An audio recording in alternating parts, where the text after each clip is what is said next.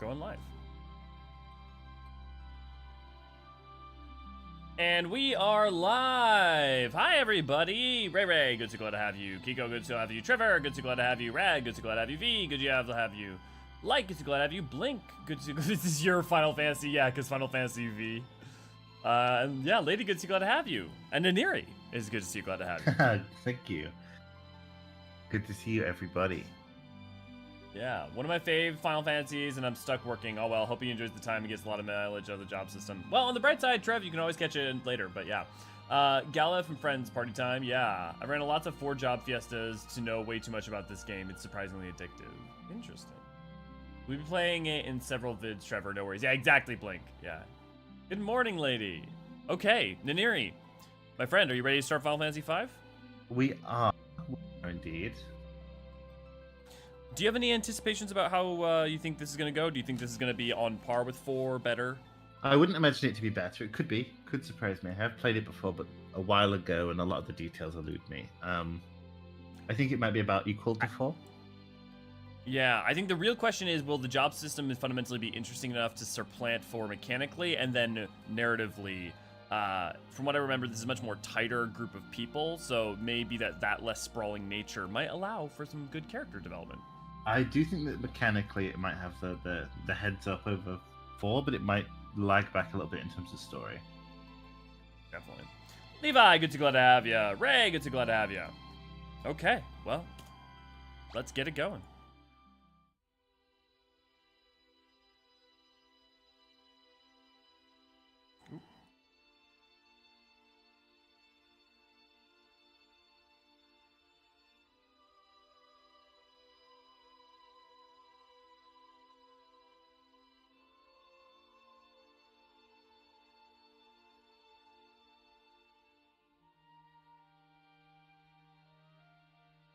I was just watching the, time change. That's pretty, though. Yeah. Presentation's definitely good. Dragoon? Color. They're definitely getting more and more on, the cutscene as you would think of a cutscene, you know? Yeah. Oh, by the way, I don't have control of the timing, so you're gonna have to read. Oh, okay. Am I doing Lena then? Yeah. Okay. You know I do, dear. Oh, what the hell? Why is... Oh, man. Under no circumstances are you allowed to follow me. Do you understand? But, Father... Man, that auto-scroll is fast. Something is wrong with the wind. I must go to the wind shrine to make certain nothing happens to the crystal. Yes, I've noticed this as well, but to go alone is... Lena, don't worry. I'll be fine. Have faith. Holy moly. Holy moly. Can we change that? I'll try, but it's that's just the auto-scroll pace for the cutscene, it seems. Okay.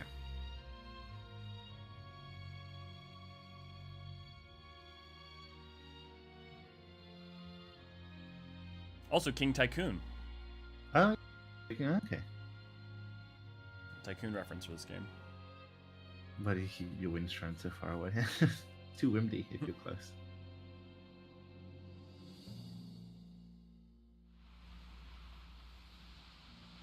It's just intro and ending cutscenes. Okay.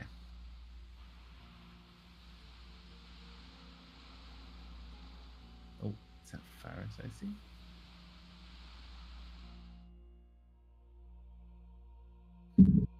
The wind just stopped.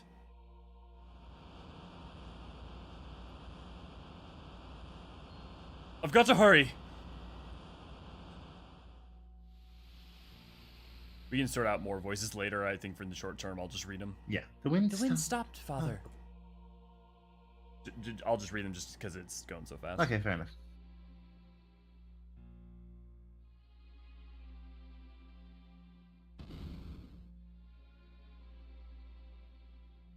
What in blazes?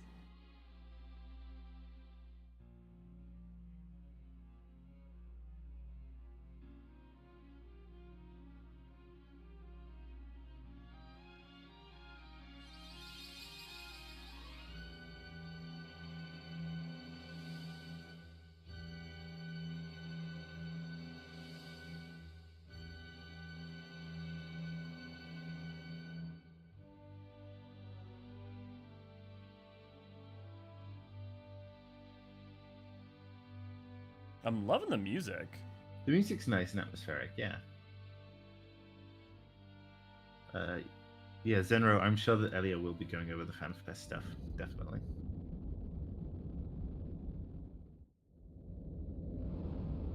Holy. Oof, Jesus.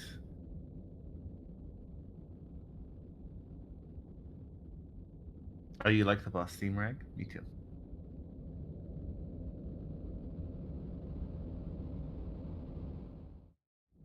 Having gone through 04S for long enough, it's at least familiar.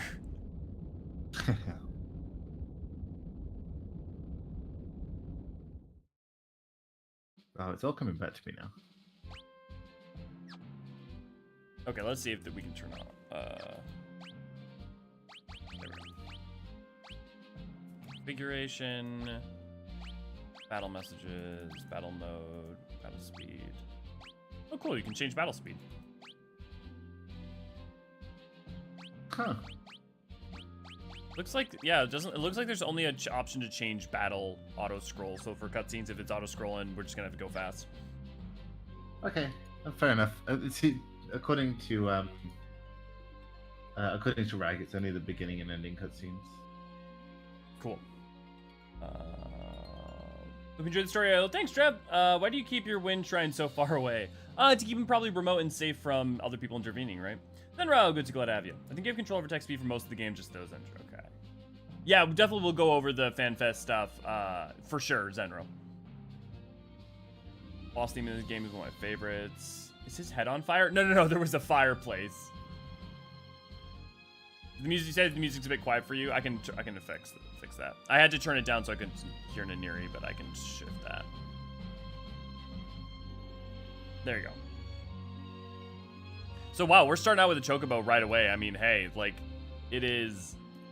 I remember being a more chocobo-centric game, but boy. Yeah, we start to enter into chocobos as characters now. Well, this is the game that does it the most, I suppose.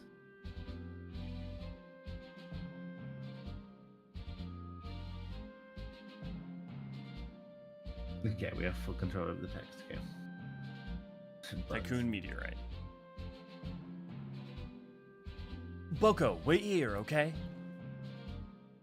I love that it has a name. Yeah, Boko the Choco. I do wish this game let you have a chocobo fighting companion now. That would be awesome. Oh, it seems like such a missed opportunity. It does. Yeah, Boko is the OG chocobo name.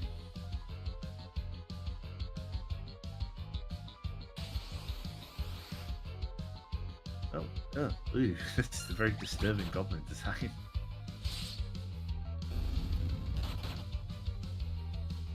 Also, for those who don't know, 5 was not released in the West when it first came out. It was released way later, which is part of the reason that it never had a footprint really for...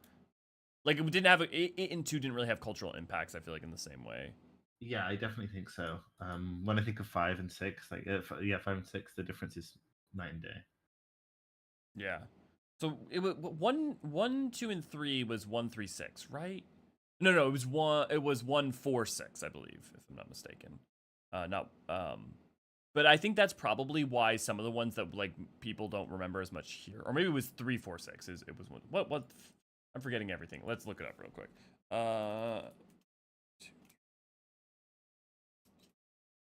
Yeah, so 5 came out in 99 in the West and 92 in the East. Oh, it didn't reach Europe until 2002.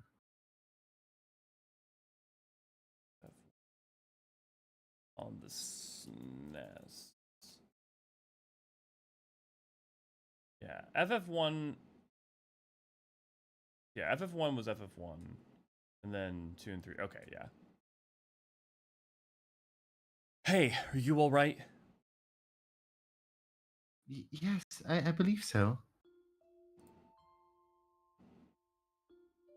I give you my thanks. My name is Lena, and you are? Me? Yeah, we'll just stick with him, huh? I was just thinking this morning about how wild it is that they keep that, like, when it was not voiced, I kind of get it, but the fact that by the time, like, things get voiced with Titus, the fact that you can pick his name is wild to me. Like, he's such a specific character with traits that and a voice that to name them seems odd to me. I think it's difficult, like starting in 6, and the fact that you can rename like Titus and like the characters in 9 and 7 and stuff is insane. Right. The more they characterize them really strongly, the more it like is.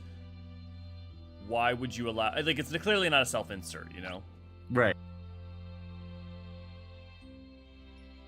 Call me Bartz. Me and my chocobo just go wherever the trail leads us.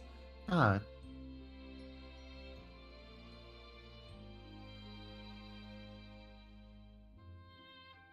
This rock suddenly fell from the sky. The impact must have knocked me out. Guess it's a meteorite. A meteorite. I wonder if it has a connection to the wind stopping.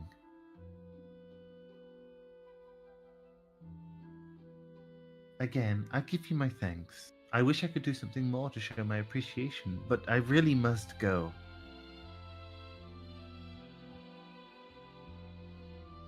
And if you haven't noticed yet, for any of you guys who go into the Baldezian Annex, this music might sound familiar. Whoa, hey, hold up a sec.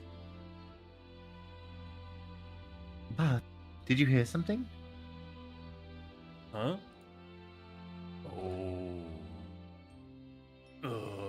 Help me. Over there. The map seemed more interesting this time.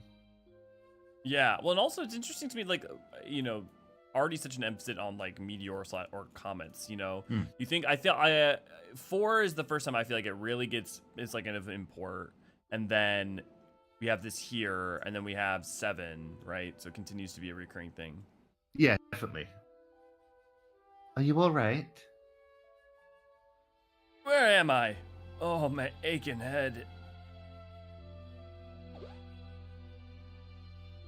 Snakes alive, what's happened? I don't remember. Eh? I can't remember anything. Okay, so we've got Telemark 2. Looks like you hit your head pretty bad. Maybe you got amnesia? Oh, something came back to me. My name is Galif. That's a start. Anything else? Nope, just the name. Other than that, my memory's completely blank.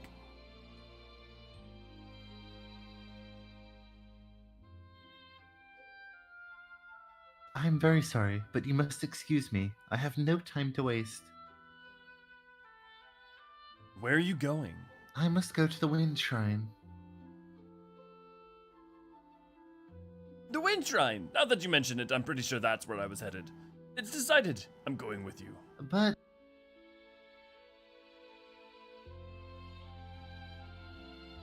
I've got to get to that shrine. I feel it in my bones. You gotta take me with. But, what about you? Sorry, I'm gonna bow out on this one. Good luck, though.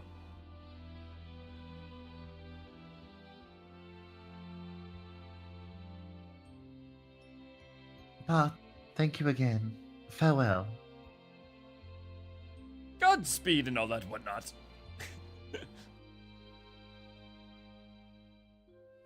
Appreciating Gallows, like, the way Gallows written. Yeah, he almost feels like an evolution of Sid, maybe, like a slightly more grounded Sid, with definitely elements from Teller, I think. Yeah, 100%. I like how... Some translations... Oh, sorry, go ahead. No, go. I was saying, in some translations, Bart's was Boots. Yes. Oh, Boots, yeah, like the food in 6.4. You couldn't name Vaughn, who practically has no character whatsoever. I wouldn't say Vaughn has no character. I just feel like his character is rooted more in idealism and aspiration more than it is like he's not one of the stronger characterized people, but I do think he has a character. Yeah, he has a character. It's not necessarily a character that I adore, but it's there. Yeah. Phoenix Town. I'm sorry, I gotta go to IKEA. I can't appreciate this room. What? Oh, I see. I like how nobody is questioning the fact that he's like lying on a comet that just fell. Oh, yeah. Well, I mean, hey, it's Final Fantasy Universe. Well, that's true. Yukio, good to glad to have you. Would all 14 Chocobo be a high maintenance pet? That's probably what you mean by high maintenance. I think Come so. on, Boko, let's go.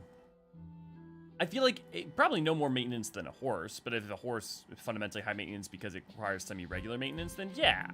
Yeah, But also horses, I can imagine a horses chocobo being semi-dog-like and autonomous.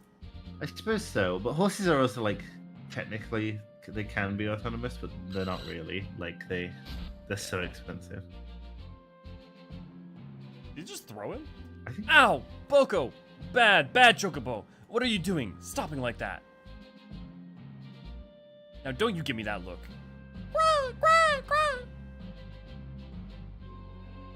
Yeah, I know that girl and the old man went off together, but with all the goblins around these parts. Fine, I got it. Shit. Ah! Yeah! Boko, come on. I will say I do love the trope of the pet knowing better and like trying to convince the master to do the right thing. Yeah, I do feel like it's classic. Like I really just feel like having him be a unique, like a character outside of the class system who can do like other things in combat would be really interesting. But I guess You want Boko to be the Torgal of FF5. yeah, definitely, very very that vibe. But I guess they had so much to develop, right?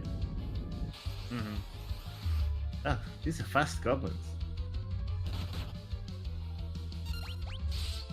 No worries, Levi.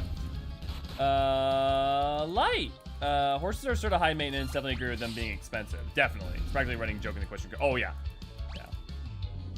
Yeah, like Oh. if chocobos can get like chocobo laminitis, then it's all over. Boko is the moral compass of Final Fantasy V. Oh.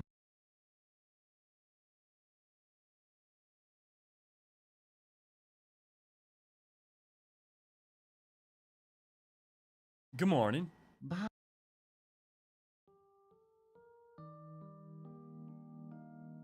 It seems I can't escape being in your debt. Hey, don't worry about it. Seems like the meteorite's impact caused a few landslides. The road's covered in rubble. I don't think you're gonna be able to make it to Tool this way. But if I can't get to the wind shrine, then No. Wind Shrine. Gotta hurry. The old guy's pretty dead and set on going there too.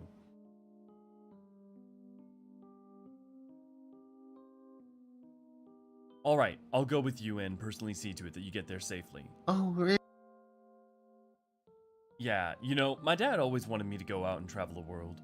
It also feels like the wind is calling me. What a sweet talker. As if you don't just have the hots for the little lady. Gallop. What? You're awake? Don't sound so suspicious. This old dog is always ready for anything. Dude, Gallop's great. He's pretty good. Still, if the road's blocked, that makes things a slight more difficult.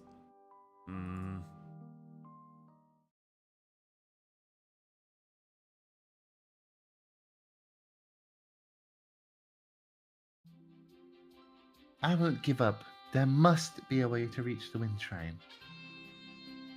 Right, and we'll find it. All right, let's ride.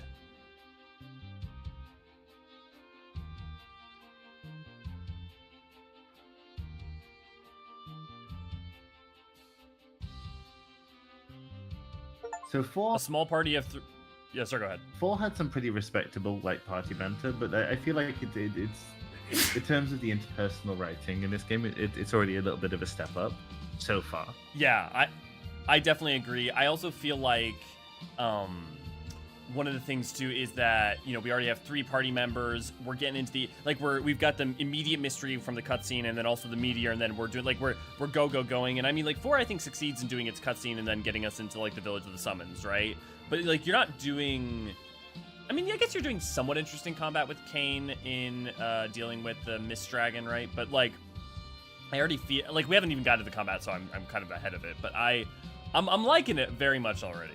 Right, me too. But as we've seen, as we've seen so far with all the other Final Fantasies, it seems like the back third is really where they lose their way. So I feel like we won't know until the end. 3 and 4 had a real issue with the back end. I feel like 2 was mostly consistent, but it wasn't amazing in its consistency. I also forgot how much wind was a thematic element used in Final Fantasy games. Like, I remember it being like the Eternal Winds from 3, but I didn't remember it in 5 as much. Also, the last time I played this game was in like 2002, so it's been 20 years. I do think they've failed to sort of capitalize on the elemental flavoring of the crystals previously, so if they do that here, that's pretty good. Yeah. I didn't remember there being a cave here. Probably opened up during one of those quakes. Boko, I think this is going to be a little too dangerous for chocobos. You stay here, okay? Oh, you made it nod! That was very cute. I know that one of my pieces of feedback is going to be that I want Boko as a fighting party member in this. At the end. What's that spring? Healing Springs, pretty good. Don't talk about crystal flavors. You don't want to go back there, Ray, into the great debate. I feel like the closest we've got in terms of the crystal flavors, or in terms of the like elemental crystals and like the elemental flavor of it, is really like one. Yeah. With like each like the fiends and stuff, but even then, not really played into.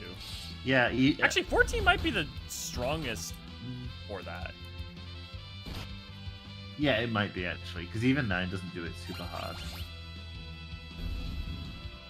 Like 14 really goes hard on elemental aspecting, so.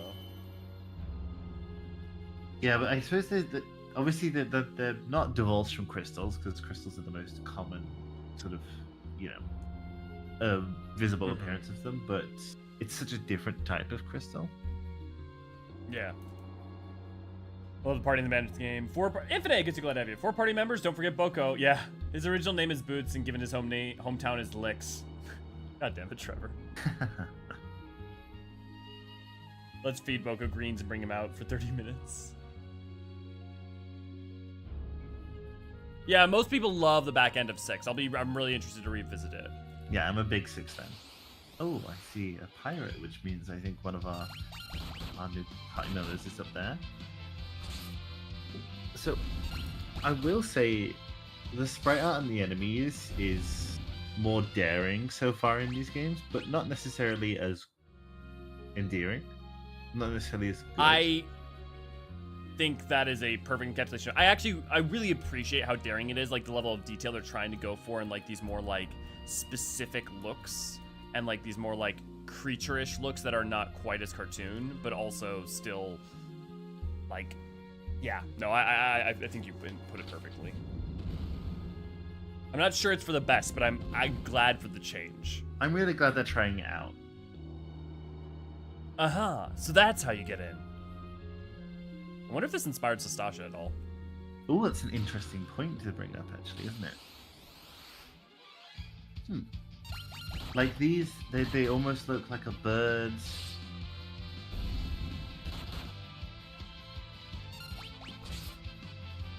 But they're trying some things with the shading and the coloration that they weren't previously.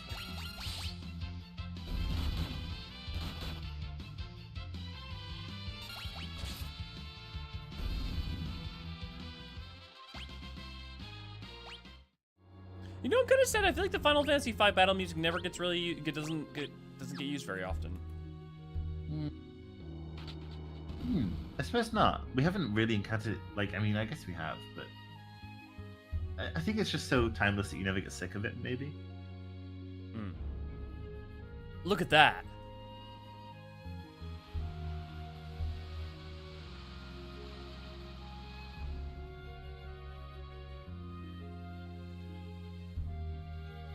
That ship just now. How was it sailing with the wind so weak?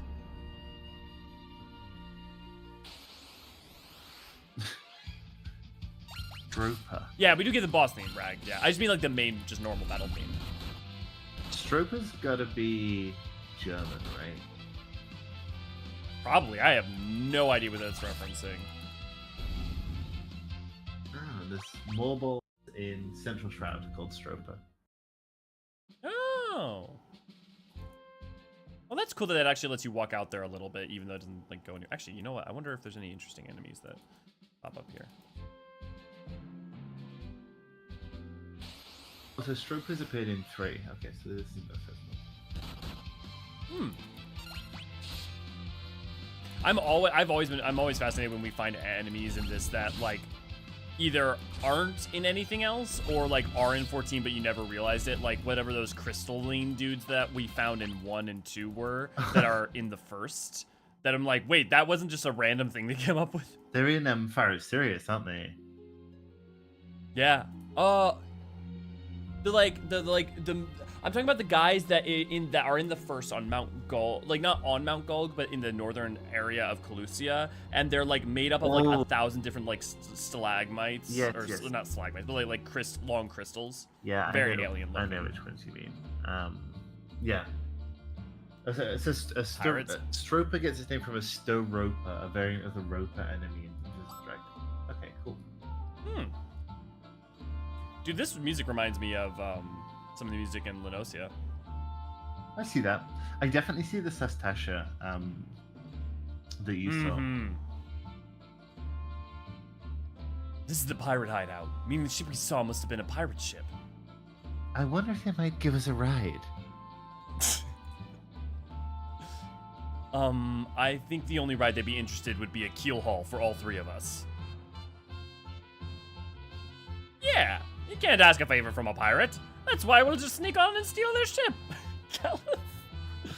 God, that's great. Whoa, you're pretty gutsy for an old timer.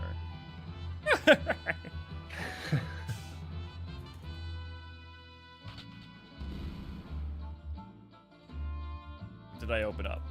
I don't know. Maybe something deeper in.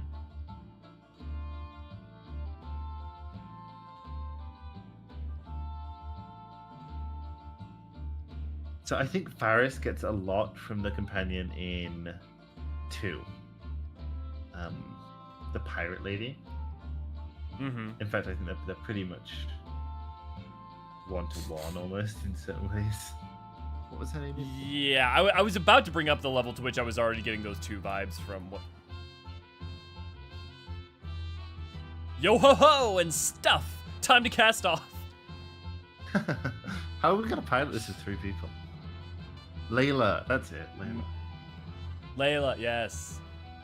Well, cast off means start sailing, kid. I know that. The wheel won't even budge. How do you work this thing? You try working anything and there'll be the devil to pay. Oh, actually... You want me to do first? I want to do... Yeah, go for it. Okay. You like your pirates. Trying to steal me ship, are you? You got a lot of brass, or mayhap you're just lacking in brains. I'd wager it's the latter. Wait, I am Princess Lena of Tycoon. Please accept my apologies for attempting to commandeer your ship. What? She's a princess? Further showing how the ways in which Final Fantasy was like, ooh, Star Wars, we like that. That's true. So the girl's royalty. Sir, this is a formal request from the Kingdom of Tycoon. Please, allow us the use of your vessel. I must get to the Wind Shrine. My father is in danger. I mean, Star Wars isn't the only thing to do the hidden princess thing, so... That's true. Is this the first time we've seen facial expressions? Like laughing and the big eyes? Yeah? Maybe. I'm not remembering maybe Paolum and Pylorum, but not, like, yeah, pretty much not really. This is, yeah. Oh, the Princess of Tycoon. Here on my ship. I'm sure we could fetch a tasty sum for this one. Hey, leave her alone, you degenerate, lecherous, pirate.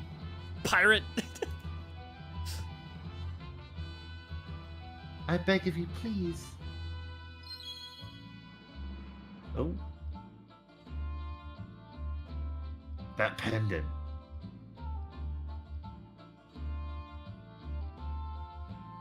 Toss a lot of them into the brig. Aye, aye, Captain.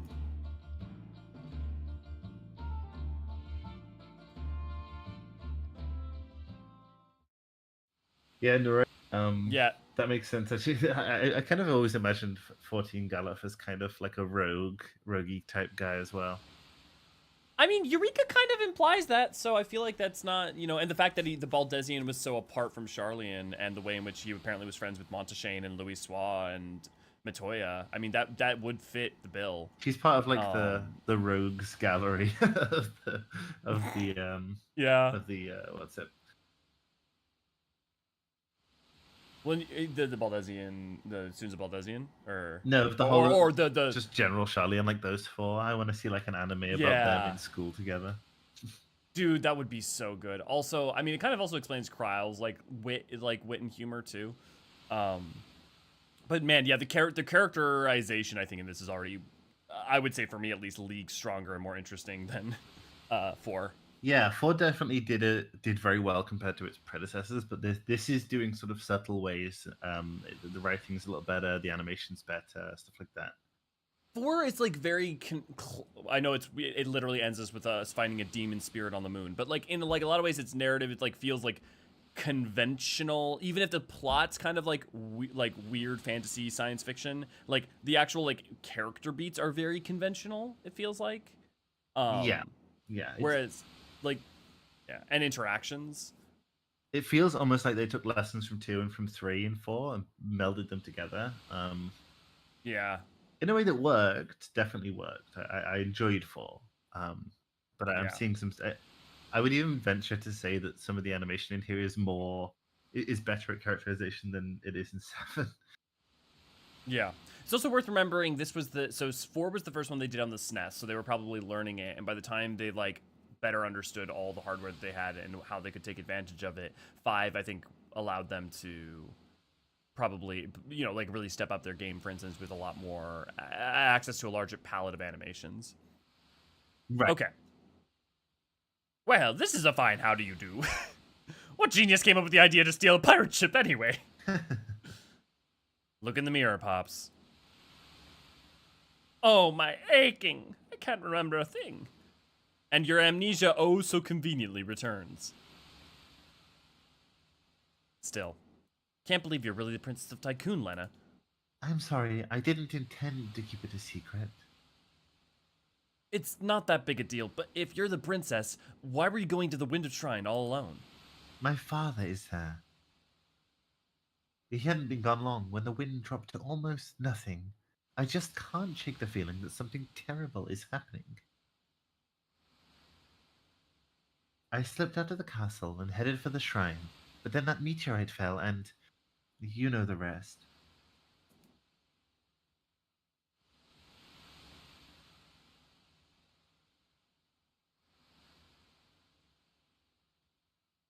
Ooh. That's a cool transition. Why does the Princess of Tycoon have the same pendant as I do?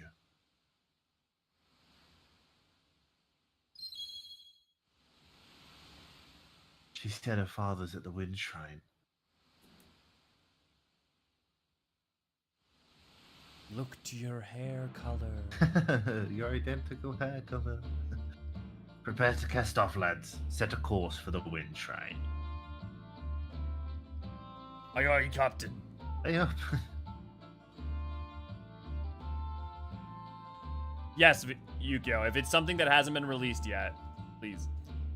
Well, Captain, what about the landlubbers? Untie him.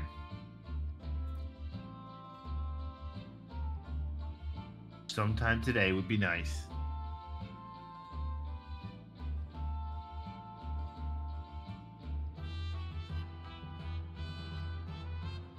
But why? I reconsidered your request. You can go back to the brig if you'd prefer. Pull anchor, we sail for the Wind Shrine. Hey, something wrong with your ears today. I hope I don't have to repeat myself. Well, Aye, Captain. I love that when they turn to the side, the eye patch still shows, so even though if it's on their right eye, it shows it on the left. I appreciate that. I feel like in previous games the pirates would have just done it. Mm-hmm. Definitely.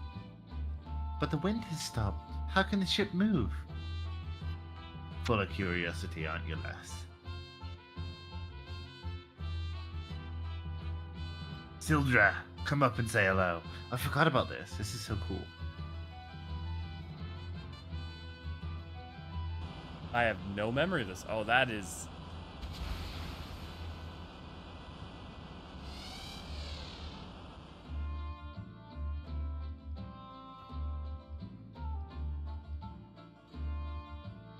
Beautiful, isn't she? Sildra and I were raised together. We're as close as siblings.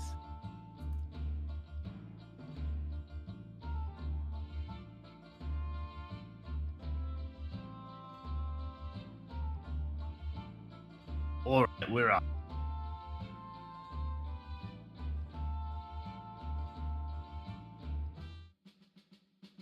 I just know that someone in like a boardroom suggested that idea, and then everyone was like, yeah, that's so cool.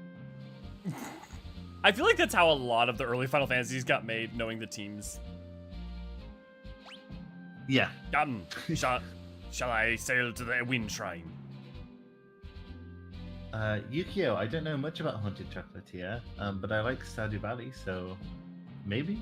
Yeah. Yeah. It's always just about time and priorities. Yeah. Tycoon, you say, as in Alexander Highwind Tycoon? Old people in FF games rule, honestly. Matoya, Doga, Nune, Sids, yeah. I do love Matoya, to be honest. I think she's so classic in both of her iterations. Yep. I played this 14, so I loved Crowley even more due to knowing them in this. Aw. I view this as the comedy of the series, as despite its seriousness, the party personality is very funny and keeps it lighthearted. Yeah, and I'll be curious to see if that ever, like, undercuts the seriousness, but I would say that, like, I mean, I think 14 succeeds in, like, making you care a lot about the characters by making them be capable of lighthearted and humorous moments, but then also really meaningfully pays off serious. I don't think lighthearted has to be the death of seriousness. I think it's when you undercut seriousness to lighthearted that you can start to lose something. You know? No, I definitely know what you mean. The tonal sort of consistency and how tones can interact is really an interesting thing. Right.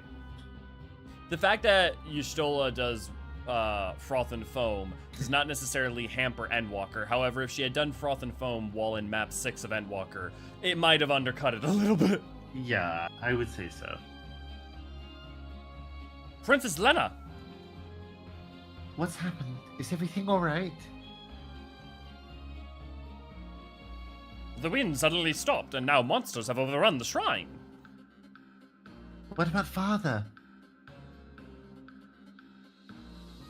The king went up to the top floor. He has yet to return.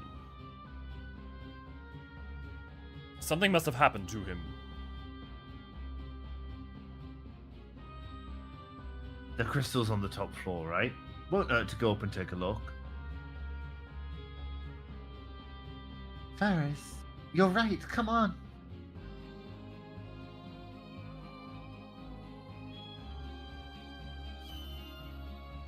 Oh, awesome. Oh, that's cool.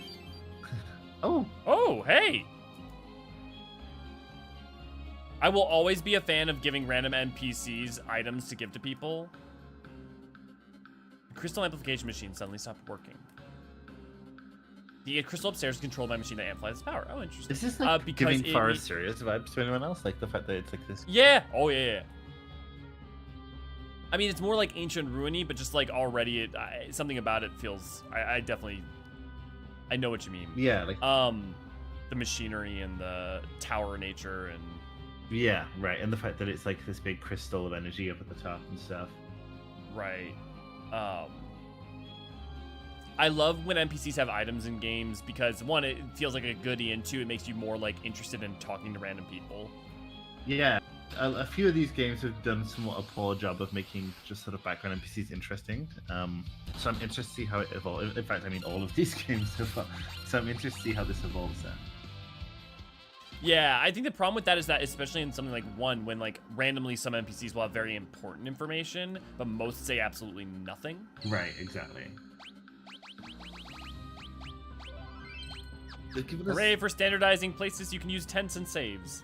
Yeah, so they've given us 3 different methods of healing ourselves now, right? We've got ponds, which are little pools and springs, which we've got sort of NPC look like centered ones, like that alchemical little flask thing back there, and then we've got save points. Oh, Galuf is unarmed. Like he's just punching people. Thankfully, you don't need a port to park the ship. Yeah, right. Also, Bramble, good to glad of you. You can see the pirate on the right mirror. Yeah. Dash. Yeah, Dash was the whole Dash thing in 3 didn't work out so well at that end. Man, Dash was honestly Edge kind of grated on me a little bit. He totally wasn't great, and also the like verging on the edge of harassment with Rydia wasn't great. Yeah, the whole situation was a little weird, but like, and I really feel like they had other characters, like what's the monk called again? I would literally just finish the game. Yang. I was gonna call him Fang, but that's Ruby. He wouldn't have been a more interesting character to bring to the finale, I think. I think the thing is that, like, I really appreciate what they were trying to do with the rotating cast throughout 4. Like, I think that was a really cool idea in terms of being able to, like, change, like, the flow and flavor and allow people to do sacrifices and all sorts of stuff. I think the downside is that it meant that you didn't get to develop characters very deeply. Yeah. You know, they were kind of their surface thing. That was it. Yeah, and I think you have to be very careful when you consider what you make the final cast that you fight the final boss with if you don't have a choice. And I think Rydia made perfect sense. Wait, was Rydia even in it? Yeah, because it was a 5-person party, wasn't it? So it was Kane. Was who in it? Rydia. So it was Kane, yeah, Sid, it was Rydia, Kane, Rosa, and then Edge. Rosa, and Cecil. And Edge. Yes, and Edge. Okay, so yeah, like the 4 of those made perfect sense, and then Edge just kind of felt like he didn't need to be there. I mean, I feel like what I'm surprised by wasn't an option based on the fact that like you could go basically kind of save Yang and stuff is that honestly what would have made sense kind of is just allow the final member to be anyone you choose and like let there be little side quests around the world where you could like if you went and saved like woke Yang back up with the frying pan or whatever, you could swap him in for Edge, or there was a side mini quest where you could go save Palom and Pylorum and then you could pick one of them to join you, or you know. I think that would be a really interesting idea. I think that would help out the final end of the final arc a lot. Yeah, I think so. Beyond a number of like technical reasons that may have been a pain in the ass for them, one thing I can imagine though is also one of the things we lauded, or at least I lauded 4 for, was the fact that because it could know your party members at any point in the game, they could make really tailored bosses.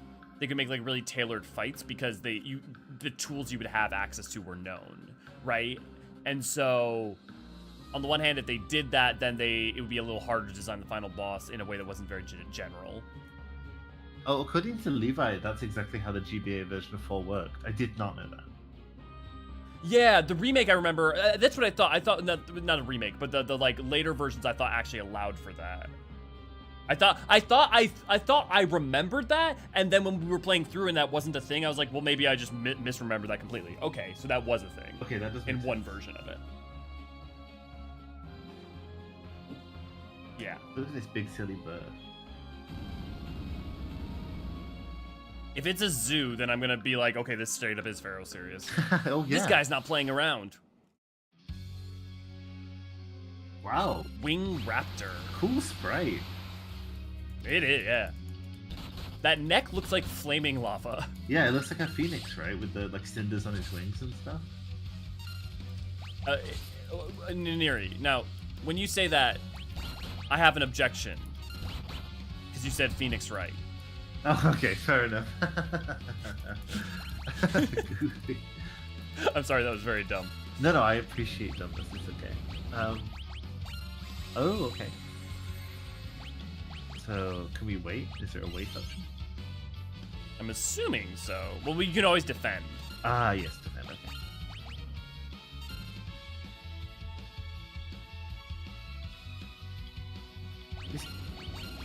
So I wonder if maybe this new style that we've seen functions better on like bigger models, bigger sprites, where it can give like the details space to breathe.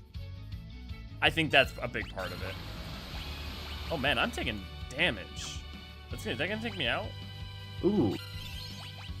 Owie, wowie. Hopefully he's on the cusp of death. Oh, he was. There we go. It looks like a grumpy Uncle Phoenix. Nice. It's interesting because I had no options, like I had no jobs and stuff, so it's like weird to me to even make a boss that's any level of difficult. Yeah, I agree. But I guess it wasn't that hard, as long as you're... No, but I mean, that could wipe you with 2 attacks could, early on, when you, like, because you can't get gear right now, so like your only option would be to go grind in the tower, which would be... boring. Making you grind right now would be incredibly boring because there's nothing to do. Yeah. It's mostly teaching you healing. Oh, that's a good point, Rag. Yeah, healing and I guess reviving, I suppose. Yeah, that's probably why they give you those Phoenix Downs.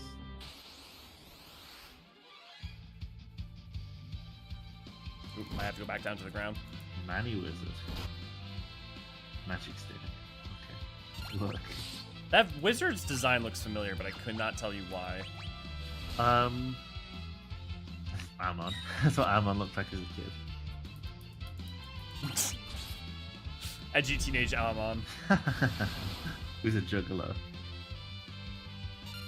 Goddamn, this dungeon's tough.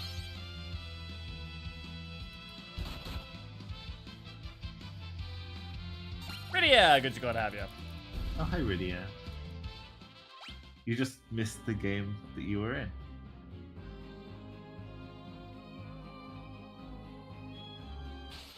Let's go back down. Oh, right, there's a shortcut to the left. Just how feral will Elio get if they confirm Corvus is the new location for some canoe? Elio won't get feral because Elio already fully expects Vindicated. it to be. Yeah. Yeah. I definitely would go with Vindicated more than, like... I think I would get more feral if Corvus wasn't in 7.0. I think Elio would go feral if it wasn't, definitely. Those motherfuckers, they're teasing me. I know. It would be kind of like gaslighting. Dude, man, replaying Endwalker, the amount they mention Corvus and Locus Amenos, like, not... Like, the Garleans, I remembered all the times it got mentioned with Garlean stuff, which makes total sense, right? Like, you need to understand the history of Corvus and Locus Amenos to understand part of, like, where the Garleans are coming from. Yes. But... Holy moly. The tent's not going to revive me, I don't think I should. But the amount it gets mentioned everywhere else, and like, for instance, how they don't say things like, oh, the final days was bad over Thavnir or whatever. They say it was bad over the regions in the bounty. Yeah, exactly. It really does feel like they took every chance that they could to emphasize the importance of Corvus and of Locus Amenos. Yeah, we could visit Locus Amenos. I don't see why not, Yukio. Yeah. In whatever state it is now. Yep, I noticed light. That's why I was going back down to go get the KO revive. Because I only have 1 Phoenix down, so I wasn't going to be able to fix it. White Serpent. Yeah, so see that the sprite isn't quite so good on the White Serpent, but on the boss it looks really cool. What I'm curious to be see, like when we see very large bosses, that will the fact that they're going for a more intricate design. Yeah, I wonder if doing the sprite work on Zeromus and stuff was what sort of got them to do a bit more detail. With the fact that his final really form was so detailed. Was there anything quite like Zeromus in 4 other than Zeromus? Not really. No, I don't think so. Like, certainly like in the GBA, I think so, with the super bosses, but no, not besides that. Yeah. Yukio, is it? Because like even like Lugae and that stuff isn't. But yeah. Yeah, they're not too bad. Well, I don't say bad. No, I don't think a blasphemy is lurking about in Corvus. I mean, it could be, but I don't think it's necessarily like. If we were to revisit, I would say it's. They could just be like hunts. I don't think we need to interrogate them on the quest, like the main quest level anymore. There definitely would have been a blasphemy there. Yeah. I can also imagine contending with the aftermath of one, or one still being there. I will say, actually, having replayed Endwalker, I definitely could imagine. I could imagine it, but also the fact that it seems like the patch content kind of wants to it wants to be a reset. So to an extent, means that I feel like they might not. Okay. But I would honestly put it at 50-50 more so. I think if we do see one, it'll be a hunt, like an S rank hunt. Yeah, I guess that could work. Yeah. Ooh, pretty. The crystal. It's shattered. What the?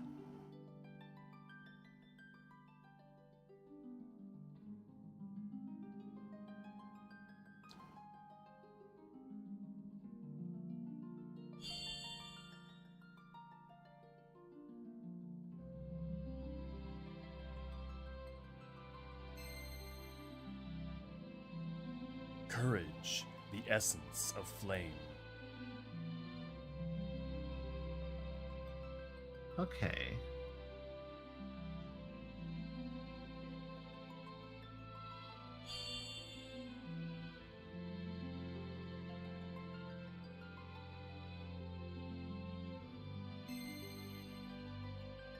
Devotion, the essence of water.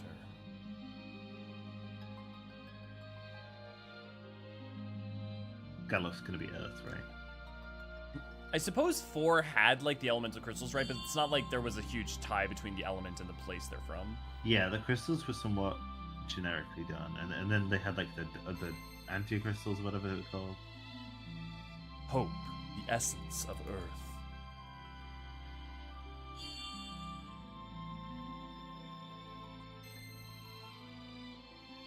Passion, the essence of wind. What was that? What's happening? Feels warm. Are these the crystals' essences?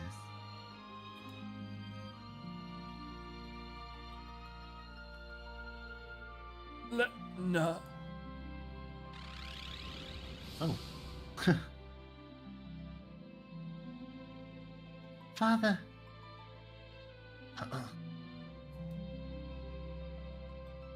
Listen and listen well. You are the chosen 4, the warriors of light, bearers of the 4 crystal essences. Father, what do you mean? The wind crystal has already shattered. The other 3 crystals are in danger as well. You 4 must protect them. An evil presence is awakening, one that wishes to return everything to darkness. The darkness! Father. Go forth, warriors of light, and save the crystals. Wait, no, Father. Could they not figure out a way to just disappear his model? Why did he have to fly upwards like that? What are these? Good question. Guess they're pieces of the crystal. Class system, let's go. They are crystal fragments, and stored within the power of warriors of legend. Knight, monk, blue mage, thief, black mage, white mage. So interesting that they put blue mages there, but it makes sense. So you have to backtrack. The crystal, it's lending us its power. I think it's time we got out of here.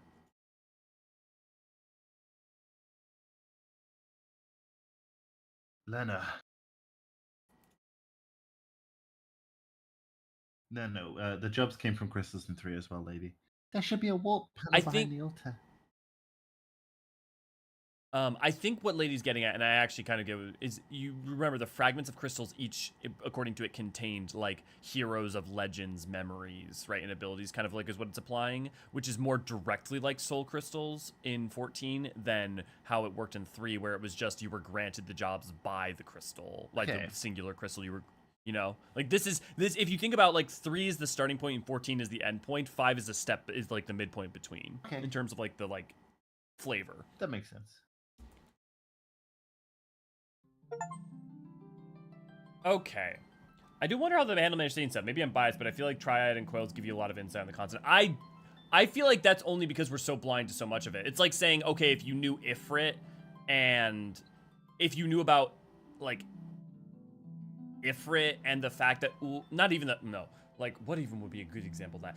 If you knew about Ifrit and the fact that in where Ifrit was from, the races of Hurs, Lalafell, and Amalja existed, that's like tantamount in some ways to what we know about Mericidia. We know passingly little about it as a continent. And for instance, for all we know, the Warring people of the Warring Triads are just 3 of the peoples in the northern part of the continent or the southern part of the continent. We don't know. And we also don't know how much it's changed in the intervening 5,000 years. So we know exceedingly little. You know? Yeah, no, definitely. We do know, you know, those do give us information, but it really is just fragmentary. You know, we know that an unnamed tree race exists there. By the way, did you know the staff that you get from Totorak? No, from Thousand Walls. Yeah, the one with the mask on it. Yeah, it is. It's like a. Yep. Yeah, it's a mask from that culture. Yeah, it says so in EE too. Well, there's just an explanation about the crystal fragments of the job ability system. You know what? Just in case there's anything I'll miss. Also, Boko is apparently full of wisdom. The fragments of the shattered crystal are imbued with the power of legendary warriors. See, yeah, the fragments of the shattered crystals are imbued with the power of legendary warriors. See, like, the 4 chosen by the crystals are granted use of the powers in the form of jobs. Interesting. No, Boko is a wise sage. What do we think, Bob? Ooh, that's an interesting rendition of Black Mage. Well, they each have like unique, little moon on its head. Unique looks.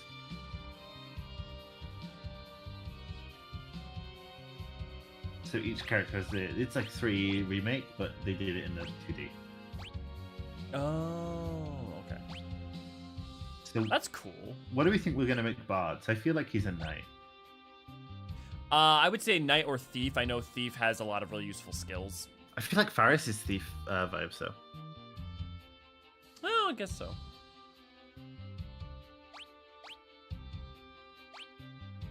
Well, Faris could be I feel knight. like it's funny to me that they're making Bart's the Black Mage for this explanation because it's like the last thing in the world I would have picked. Yeah, I would never have put Black Mage for Bards. Like Galuf, maybe.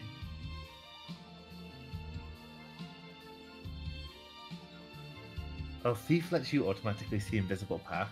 Oh, that's so cool. Yep.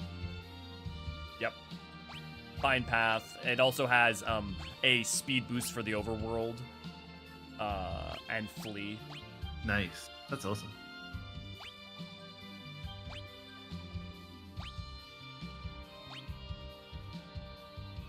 And it's cool because you don't just switch jobs. They also have like character abilities, right? And you can earn. You can if you level up a job enough, you get the abilities from it to use on other jobs.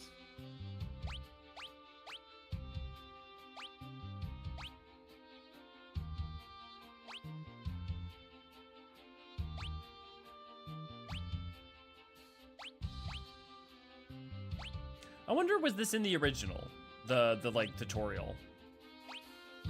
I wonder. I could imagine that it's not in the original, and they just had they expected the manual to explain it. That's entirely possible. I forgot about manuals. I used to love manuals. Boko, how do you know all this? Guado, please let it be Guado. Yeah, I would love if they like included Guado. Honestly, I think Guado and another reflection would work really well. They would. Okay. Jobs. You said Ferris is on Thief. Oh. Should we take a look at the appearances of the jobs on each one? Yeah. Okay. I like Blue Mage. I love how look at the black mage. You can still fucking see his hair. Yeah, that's cool, isn't it? And then each knight has different art color armor and stuff. Ooh, look at that blue mage. Let me look at all. Bart's is sort of heroic. So it's interesting. Yeah, Bart's is all the like, other than Black Mage, these are pretty classic. These are very like feel like similar variants of like the versions from 3 and. Yeah. Oh, Chun-Li. Oh, that's cute. Yeah, literally Chun-Li. So white mage for sure. I think, yeah, definitely.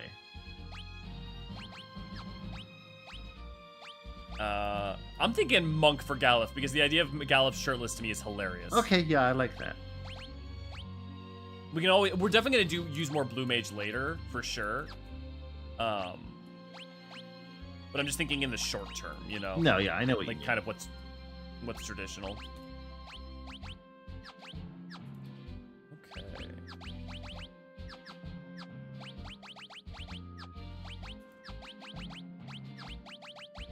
Yeah, I just don't have any equipment for these guys. That's fine. Hopefully it's not prohibitively expensive like it was in recent times.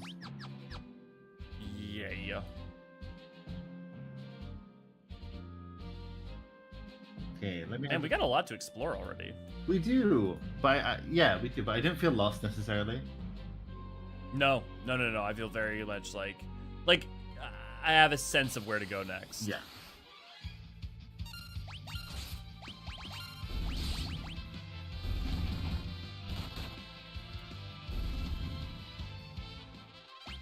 You know, I will point out something interesting, right? Which is like I talk about how 4, because the game can predict exactly what tools you have, can give you very tailored combat. But one thing that's interesting is that on the flip side, because it gives you so many tools you can actively change and mess around with in 5, it can give you fights with very specific solutions that you have to tease out. And that to me is not like bad necessarily. Like I actually like that. My problem with it when they did it in 4 is that, and honestly all the ones so far, is it would randomly have a fight that had specific requirements as opposed to like consistently requiring you, assuming that each boss was a puzzle, if that makes sense, you know? Yeah, so definitely that's the puzzle element. I think they set it up to allow them to do that, but they didn't necessarily utilize it in the best way always in 4. Yeah. In 4, most of the time, the most interesting puzzle was just don't attack the thing at a specific time. And it wasn't always very well choreographed. Oh, sorry, I'm not correct. Yeah, you couldn't see it coming necessarily. Like on Zeromus. So I'm taking a look at some of the abilities that these classes get, and some of them are like Monk gets Chakra, which heals it and cures all status effects in the Monk. Nice. Oh my god. Oh, these are great. Nutkin! Is this the origin of Nutkin? Yeah. Yeah, it must be. Look at these chonky boys. These look very much like a Dragon Quest monster. Yes, they absolutely do. I totally see it. Thancred sensor bars. FF5 has 2 difficulties walls, which if you don't understand the job system can be super rough. Yeah. I feel like because of the system already being set up to, like, here's the thing, because the system's intricate from the get-go, I can already see, like, there's the abilities, it's like, it's already more intricate than what they had in 3. I'm more interested in solving puzzles. Does that make sense? Like, if the tool set is like, oh, you have 6 tools and you should have just known that tool 3 is what you were supposed to use, that's not that interesting to me. But if the puzzle is, hey, you've got 1,000 tools and you need to figure out how to make these work together to solve this problem, that's interesting. Or even, you know? like, super ideal. I don't think this is really done, but, like, there are several paths to it, and that you can combine these tools in various ways to do it. Right. Grog, grog, grog, grog.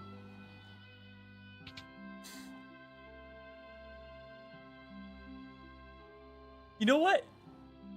I really love that because we're on the ship, right? So their crew's on the ship, so we stopped and they all took to port. Yeah. That's actually really cool. It's like world building almost. Yeah. Think I'll stop and have a drink as well.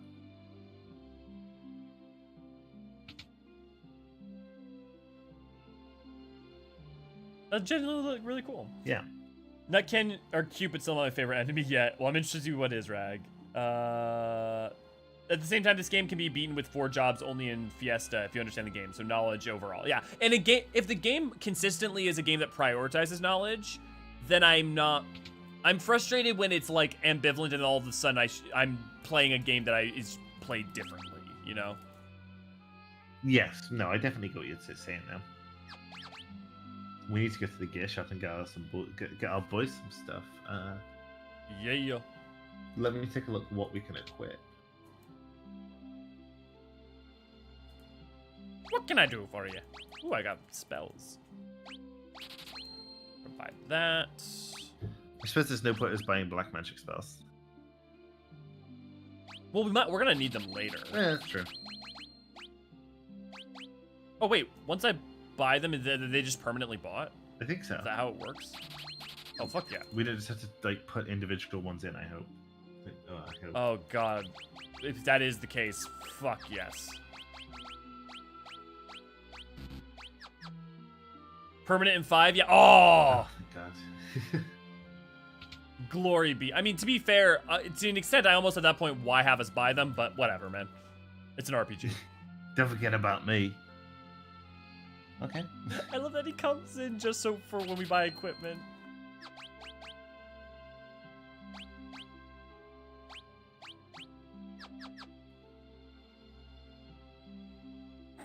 So yeah. Oh, awesome. So cool.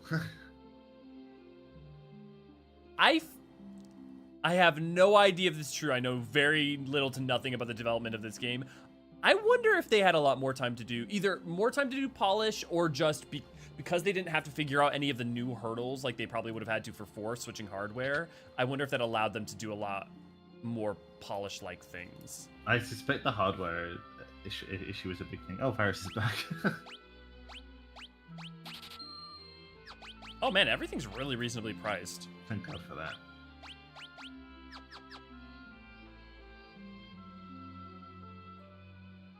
God damn. 5 was, despite being released only in Japan, 5 sold 2 million copies on release. Holy moly! I knew 5. I know 5 has had a very long-standing legacy for Japan. Yeah, but that's a lot of sales for Japan only back then.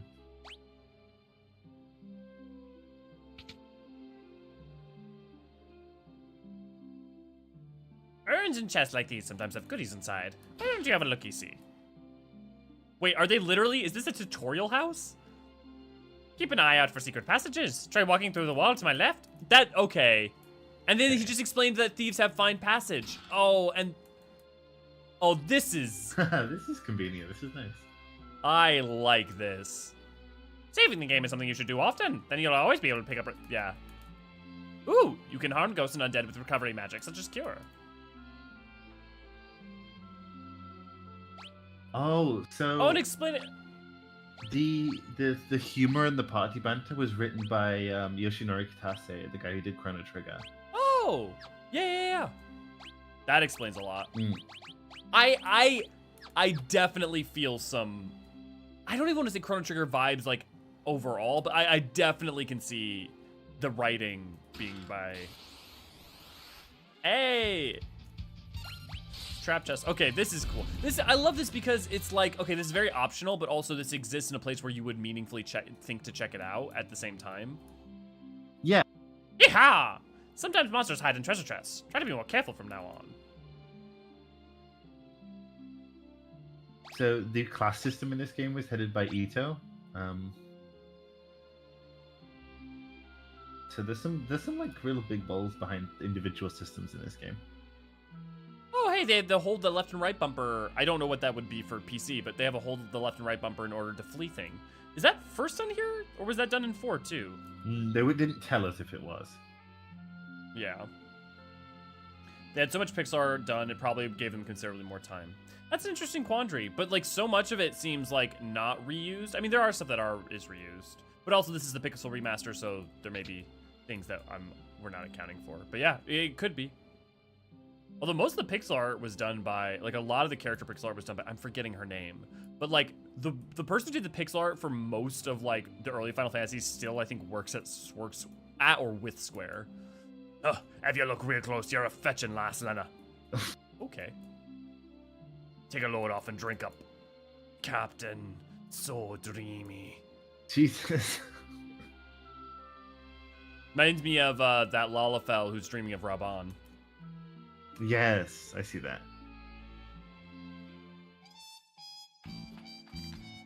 For you, honey, we've got something special.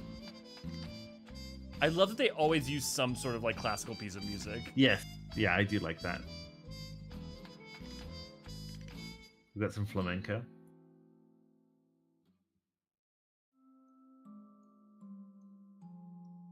Do you know how big the dev team was that made this game? How big? 45 people. That was big for that time. It was big for that time. I'm not looking at anything. You're the perv here, not me. Get your mind out of the gutter.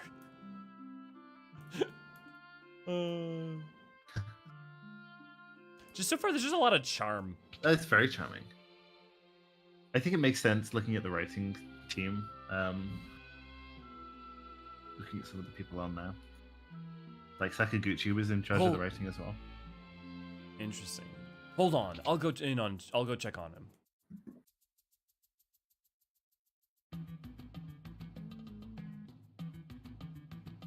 Oh.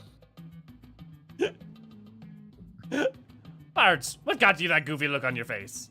What do you mean? Must have been a trick of the light or something. For crying out loud, shove over and let me see.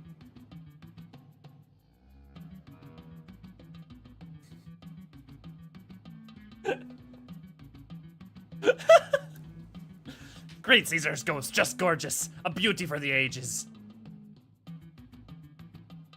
What in the are you two going on about? This looked like a babe, I did.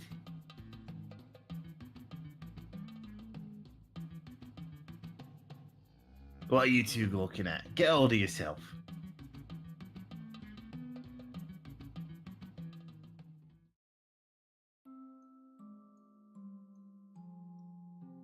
Now shove off. I need some time to myself.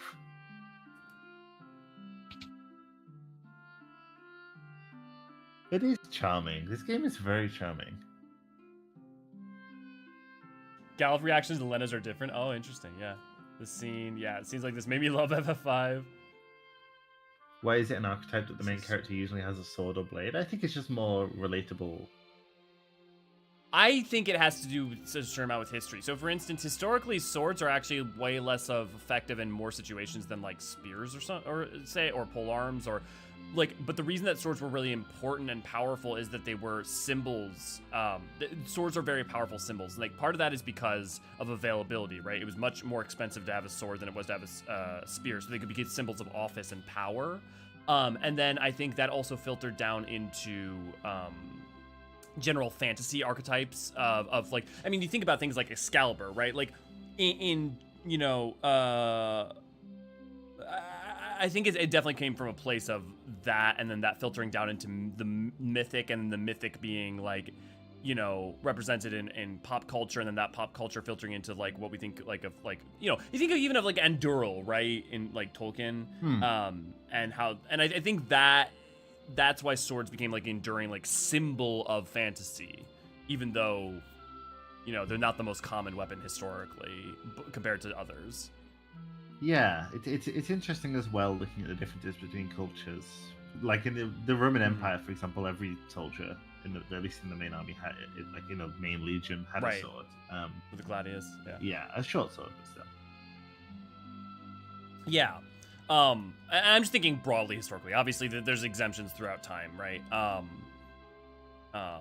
think looking at how drastically D&D influenced Final Fantasy as well, and looking at like you know, the fact that often the fighter was at the front of the group in their like book covers and stuff. Well, and the knights and the knights errant, and even though many knights used spears or other weapons, like the sword is like whether right or wrong in the, you know, for the past like 300 years, the idea of the knight with the sword and shield is like one of the preeminent like symbols of that kind of Western archetype. And I mean, looking at Japanese devs as well, obviously swords occupy an enormous part in Japanese historical culture. Right. Well, I think the thing is just as true in the West as it was in the East. When you look at like the vast majority of the armies in you know, in like the Sengoku period, most people weren't using swords, right? But they were very much symbols of office. I mean, like, don't get me wrong, plenty of people had them, but like, you know, the idea like the samurai and that as a symbol, right? Even though plenty of samurais also uses spears and bow, you know, and like Yeah. More cavalry sabers and fantasy, please. Yeah. Not to mention the Yeah, it's good to see. Glad to have you. the like sword hunts in Japan and stuff like that. When a when a government wanted to, for example, after World War II, there was a sword hunt. The Western governments in Japan confiscated a bunch of people's swords, and I would imagine that at least the parents of the developers of these original games would have remembered that. Just how dramatically influential in Japanese society these events were, as much as the Ashigaru and stuff, and even samurai use spears and bows and stuff like that. Well, I mean, that's the thing too. Is like one of the reasons that people were given swords in Imperial Japan, right? Is because of what they represented historically, like because of like the samurai ethos and like they because they were symbols. It wasn't just raw practicality. In some ways, they would have been better off saving that steel for other uses. I always like based on a lot of the. Yeah. Okay. All you. Oh, trying to give me the slip? I think not. Huh? The only exception comes to mind is the Warrior of Light, maybe. There was a bow, axe, spear, bared fists, and then katana and Shadowbringers we got back. Yeah, I think the interesting thing about I actually think it's really fascinating to me that the 1.0 Warrior of Light was an archer. So interesting. But yeah, definitely, yeah. And strange. But no, I mean, interesting. Yeah. I think it's because they want simultaneously the character to be the odd man out, uncertain of what's going on, which means that we can't be the front line. Yeah. Yeah, that makes sense. I wonder if that was part of their thinking.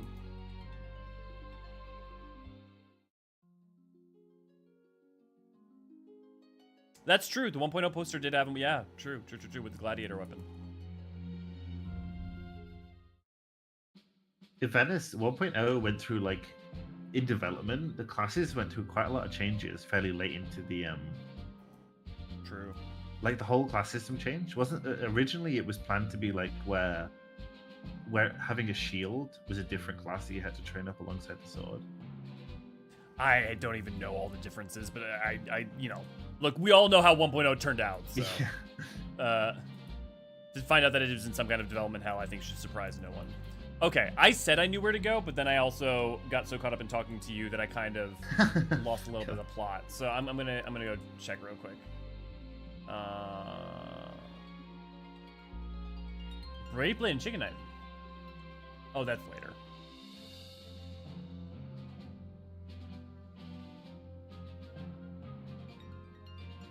Remember the Brave Blade. Do the Wind Shrine. On the world map, there are 3 new enemies you can fight outside of the tool. Near the Torna Canal to the east, on the little strips of land, you'll fight 3 more enemies. Oh, the Wind Shrine is to the north? Oh, no, okay, we already did that. Okay, to the Water Crystal. Oh, okay, you have to go back to the pirate area. Because we never explored that, remember, because we were, Right, that makes sense. Although it says that there are some enemies to fight. Oh, hey, a Bandersnatch. Oh, yeah. And a big horn, wait, why is its horn on its body? Well, it's got 2 horns on its head, but it's also got the, like, bull horns on its body. Yeah, I don't... It's like a pig bull. It looks like Ganon. Oh, yeah, it does look like Ganon, actually. You're in the wrong game! But Bandersnatch got used in Heaven's Word in Dravanian Forelands, right? Yes. That's where they're at? But they've appeared in quite a few places since. Yeah. Yeah, pretty much. Actually, I feel like, can you check? I think Bighorn's also an FF14. Let me have a look.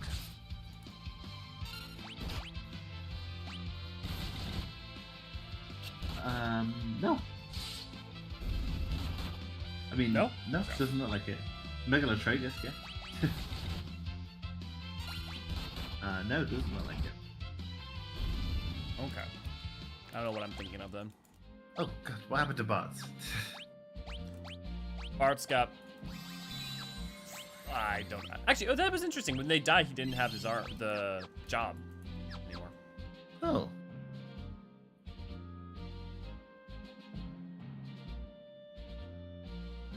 I sense a lot of grinding in my future, but honestly, because of the job system, I'm way more excited to do it. That's because I'm gonna actually get to play each job and like learn them.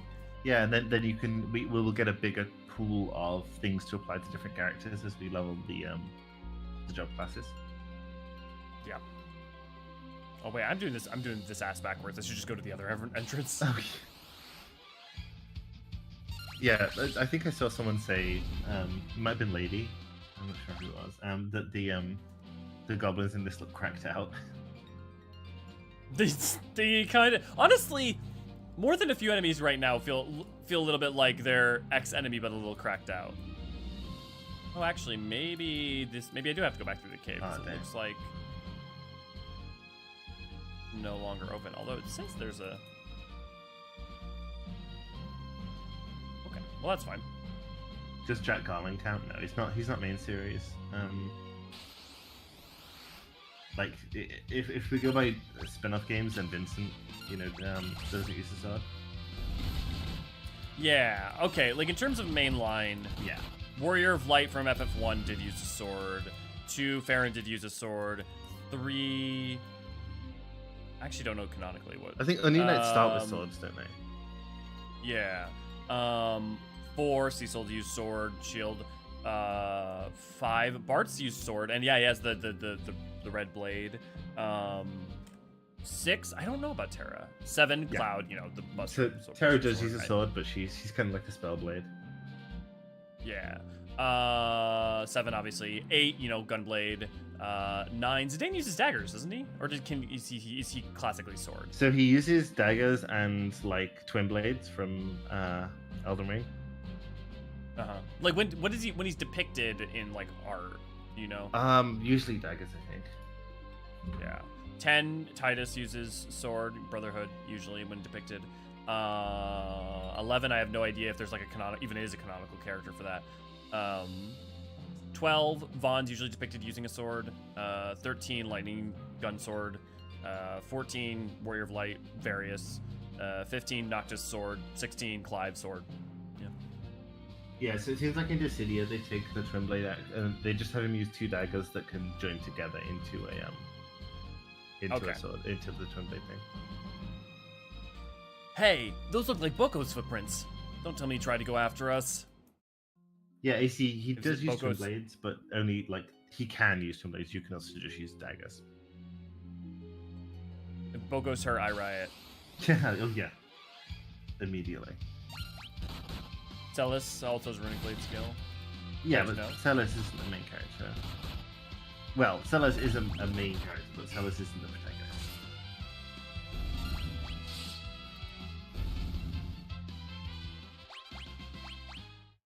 Take the steel for swords. If there isn't a steel shortage, what will the Imperial Japanese? Yeah. True. They'll find something to fight over about. Yeah. Have people in elected government positions to overthrow and murder in like izakayas. Oh, Imperial Japan. It was a trip. It certainly was a time. It certainly was. It's got me excited to get for the next crystal, but at the same time I want to like have the time and space to experience these jobs,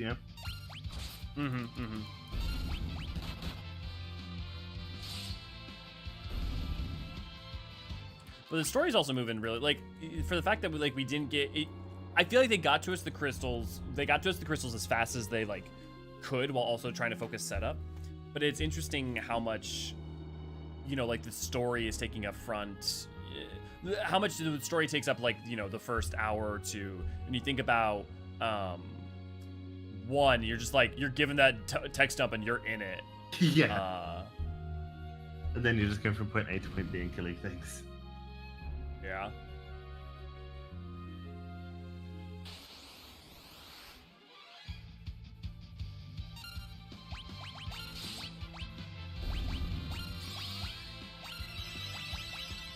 When did they decide to change vitalization from orb to crystal? It's always been crystal in the games we've been playing. When did they change that in specific? I don't know. They looked like orbs, but they were so far in these. I think they've always been crystal. Yeah, it may have been the They look like original. orbs. But...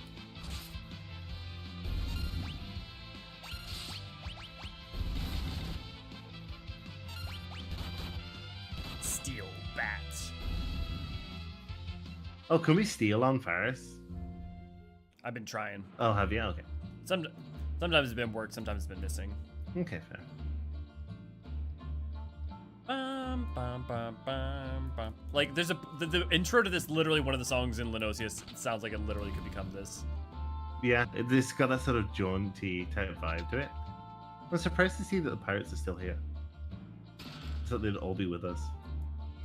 Yeah, the Japanese word stone ishi just means it's stone. It does, like also that's like the Ishimura in Yes. Dead Space is literally just like Stone Town, Stone City. Does the Keyblade count as a sword? Yes, the Keyblade is a sword. Counts as a blade. But Yeah, I'd no. say counts as a sword. But he's in bed! It's so cute.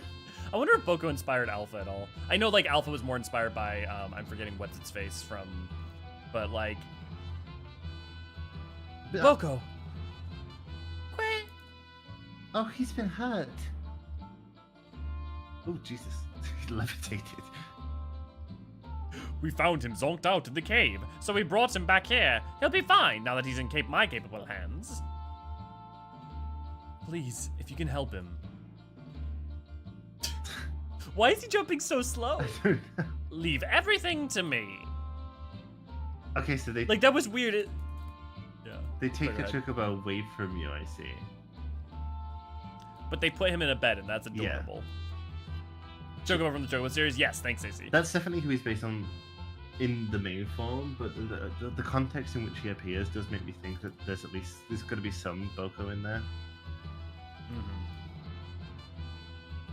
Arr, we be pirates, and we do as we please. What's that little Also, I doorway love down that the map, like this map though, right here is the world map. Like if you look at it, there? Is the and you- red that dot on red- that location? yeah, I think so, because that's the chariot we're trapped. Yeah. Awesome. That's cool.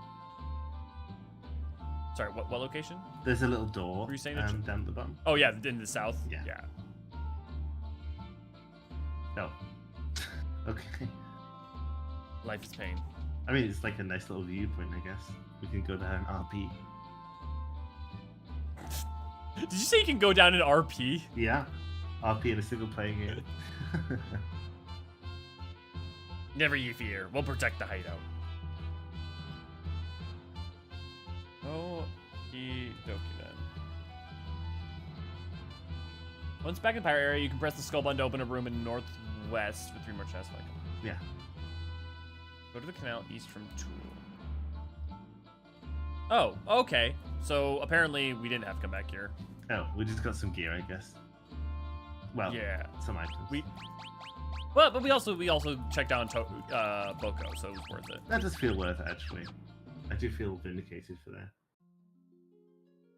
The north house in the city, the north house in Tool, is that right? Okay. Okay. I will say the real benefit of the job system over FF4 for me personally is that I don't mind grinding nearly as much. So like, for instance, I don't feel like, oh god, now I have to walk all the way back to get to town. I'm thinking like, cool, I can level up the job some. No, yeah, You know? I definitely know what you mean. Because you get little prizes for it. The jobs get new abilities as you go through and stuff. Right. There's constant like micro positive stuff feedback. Come to the pirate hideout venue, 18 plus, Crystal Balmung, Gamba, DJS, and your Chocobo Courts. Beautiful, Des. Injured Chocobo. You know, out of all the main characters from the FF game, Noctis is the only one I've seen capable of use of a semi-automatic rifle in addition to a sword. Main characters, yes. That's- But let us not forget that Laguna just uses a literal assault rifle at times. Well, and Lightning's blade literally just turns into an assault rifle as well. That's true. Yeah, Lightning Blade is... Like, I mean, Yeah. It's like an if your SMG. point's that he's the only... Right, if he's the only one who uses he's the only one who uses a semi-auto, that's like a very specific and weird, like, nuance. I'm trying to think. Like, yes, this Final Fantasy character is special because he can use a semi-auto rifle. And while I realize, yes, firing a semi-auto rifle accurately is quite different than being able to fire an automatic weapon. I feel like Balthier would be able to do it. Oh yeah, I mean he does, right? Does he, or does he just use pistols? I mean, he uses a machinist gun, which is like... Yeah, it's like a, yeah. Basically, it's not really a pistol.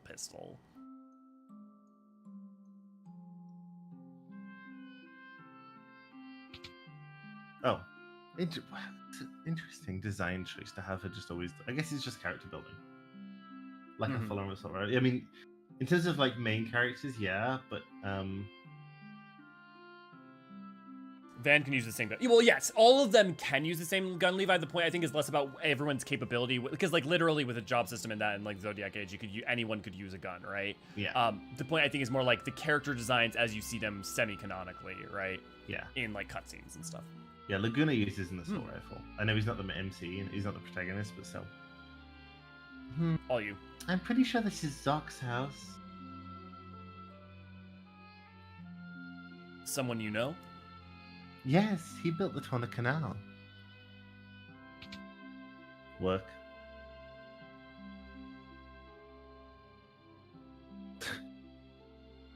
No, Princess Lena! Zock, it's good to see you. You too, it's been a long time. Zock, I have a favor to ask. We need to pass through the Torna Canal so we can reach Walls. Wait, Walls? I've heard that before. In other games. It doesn't bring anything to mind. I'm afraid it's much too dangerous. Ever since the Wind Crystal was destroyed, a foul beast has made the canal its lair. Moreover, I seem to have lost the key to the canal somewhere. I'm sorry, I can't help you with the key. Still, since you've come all this way, won't you at least stay the night? Good. Wonderful. I'll show you to your room. Was she? I mean, yeah, I think that's fair. Laguna was marketed secondary protagonist 8. I guess to the same extent you could say Yuna was marketed as the secondary protagonist at 10. I honestly don't feel like Laguna gets that chance. I feel like I'd enjoy it more if he was more highlighted. I like Laguna. I mean, yeah, 10's more successful, but the crystals. Now that I think of it, they're the reason Dad... I mean, of course I'm going to say that, though. Well, yeah. The crystals must be protected at any cost. Listen, Stella, if anything should happen to me, never tell Bartz about the crystals. They shouldn't be his burden to bear. Daddy issues continue, Final Fantasy. Oh, darling, please don't say things like that.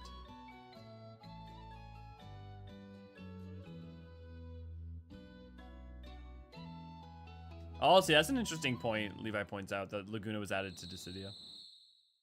True. Wait, as a playable character? Yeah.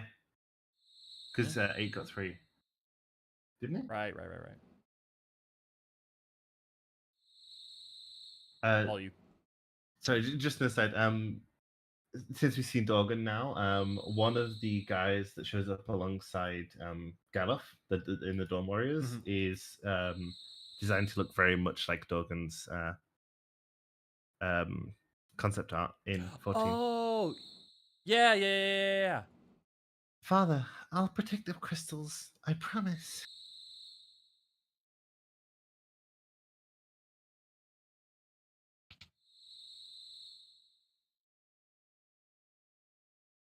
What's the matter, Bots?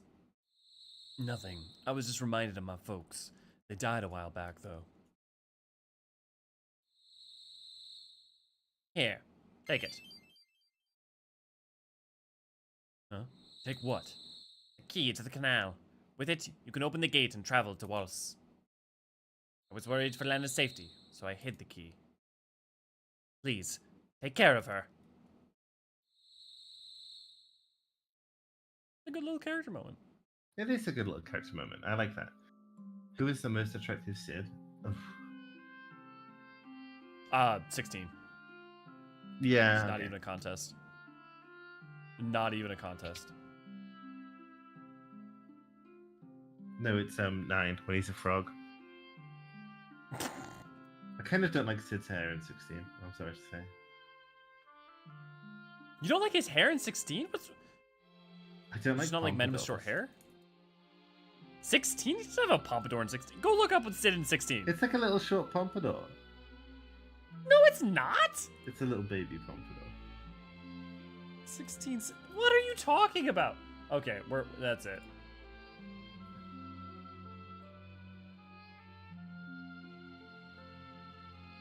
I'm pulling this up on stream.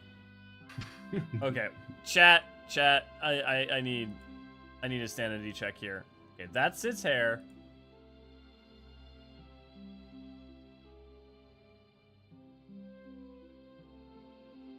Tangent. And this, well, here that's a bit of an extreme pompadour. Let me get something that's at least a little bit more in Nini's. This is a pompadour. He's just got short male hair. It's not it's even. It's not like highly large in the front and small and thin in the back. It's like I have that haircut. I mean, not currently, but like I've had that haircut many times. Yeah, I guess it's swept back and it's fluffy. Anyway, Sid Reigns is the hottest Sid. Which one's Sid Reigns? 13. The like. Wait. Sid FF13. Wait, why am I forgetting what he looks like? Oh. Okay, of course you would love your Bishi boy. Like your like B shonen looking like educational scholar, pretty hair, chiseled jaw. Okay, you know what? That's a fair fight. I just like that? twinks. Yeah, he's got that energy. Honestly, I feel like Sid from 12. I would take Sid from 12 before I would take 13. But then again, I'm not as twinky. And not on his personality, because fuck that guy. Yeah, he's not got a good personality, that's true.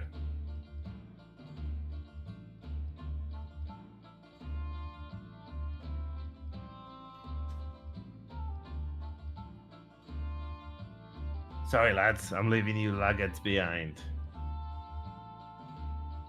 Captain, but why? You know we'd be following you to the ends of the earth. I know, and I thanked you for it, but not this time. Captain. This smells of a long journey. While I'm gone, I need you louts to guard the hideout. We can't let anyone raid our booty. Oh, you quick. But Captain. Please.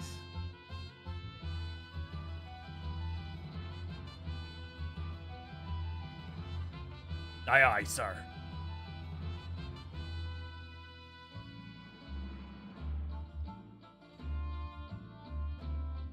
Wind at your back, Captain. Godspeed.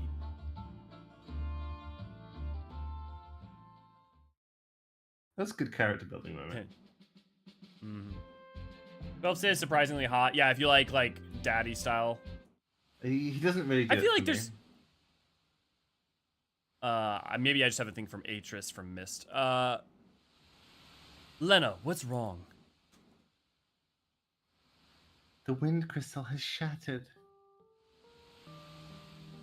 Right now, the wind has only slowed. But soon it will stop blowing completely. In a few years, the air will grow stagnant, and the birds won't have any place to fly. Father said that we have to protect the 3 remaining crystals. 3 crystals? Yes, the crystals of fire, water, and air.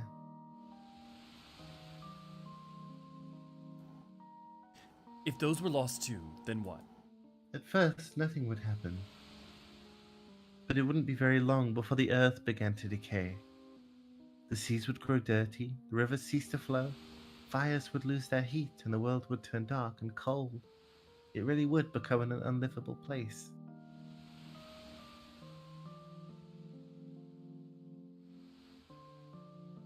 Guys, we've got to protect the crystals. Huh? Did something trigger any of your memories? Nope, doesn't matter. I'm still gonna help. Well said, old man. I'm coming along too. Besides, we still have to find Lena's father. King Tycoon? But he disappeared into thin air. He still lives. I feel it in me bones. Never for a moment believe otherwise. But will you come with us?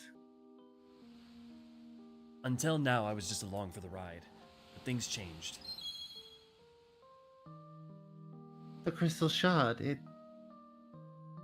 We were given the power to protect the world. The power of the wind crystal. That's it. I'm in. We've got some crystals to save. Sure enough! Let's be off. I like that moment to like it affirm that it's not you're not just doing adventure because you must protect the crystals, because it's more like what is the emotional value of protecting like bird, you know, just like that line about, you know, soon birds won't be able to fly. Deadpool, hi buddy. Come here. Cool. Come here. The baby is here. The boy.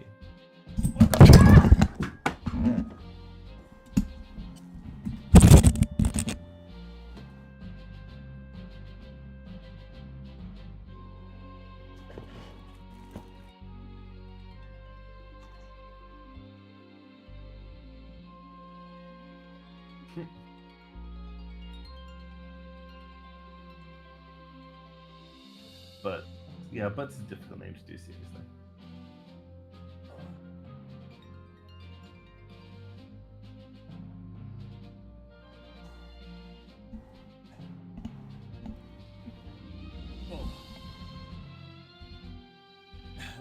Deadpool managed to knock over everything while walking over to me. Oh, nice.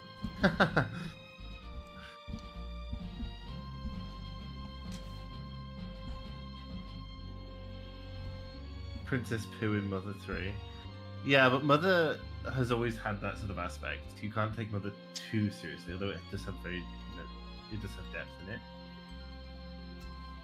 Yeah. Ray, do super chat. Make elucidate world shit in the silly voice because it makes Deadpool happy.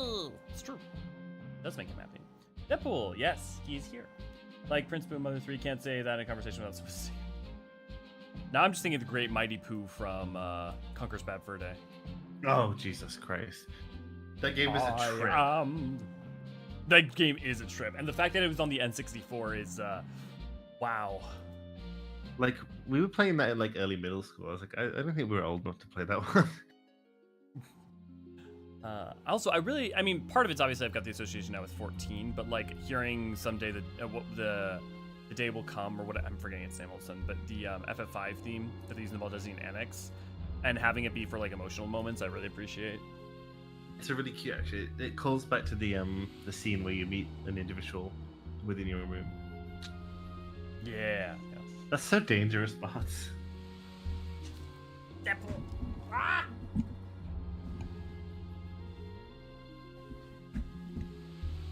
Ew, lady. That's gross.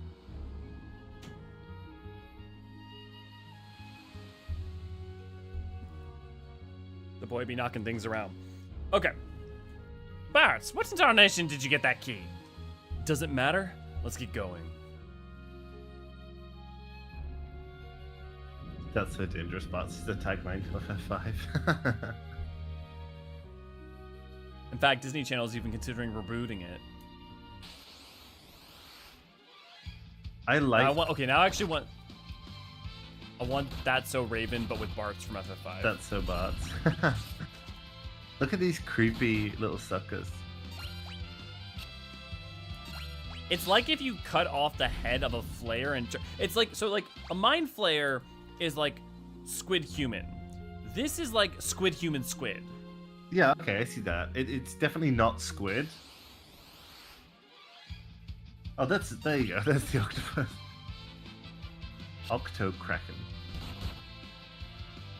Can't believe there's a corn-flavored energy drink based on the Great Mighty Pooh. I don't think I would be able to drink that. Like, I know it's not actually made with shit, but like the fact that it is would put me off.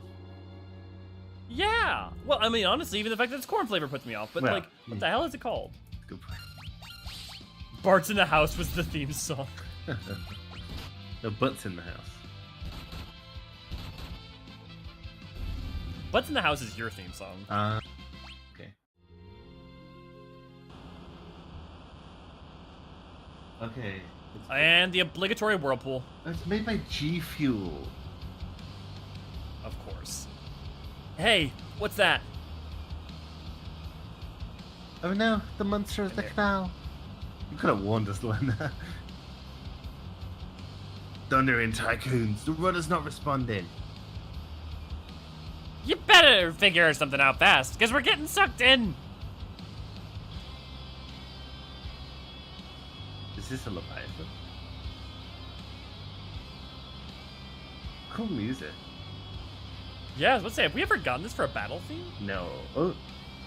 No, but it feels like something that what's it could do a take on. The rock band. The Primals? Yeah, Primals could do a take on this. Like, Sildra, what's wrong? Look alive, there's something coming. Is this Ultras?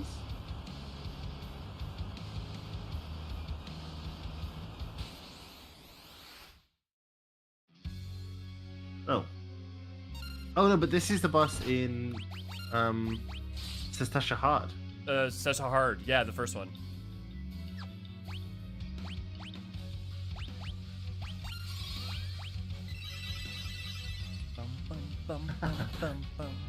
Okay, so the way that they translated this boss's name originally was Carl Boss. Uh-oh. Carl Space Boss.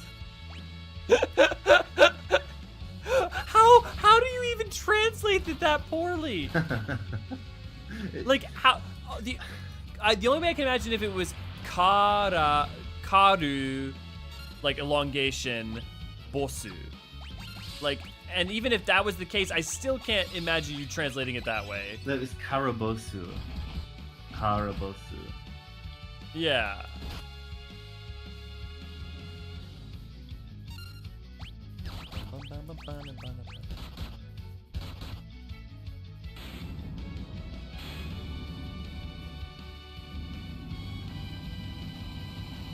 That was easy. Carl Boss. What did it was on PS. Why all of a sudden after previously translating it correctly? That was easy. Someone just memeing. Is Ultras in this game? He is, right? No! Oh, Sildra. What? Sildra. I'm sure she's okay. She's a fighter and you know it. Sildra. Oh, Ultras is 6. Let me go. Unhand me, Sildra. Yeah, Ultras and Titan.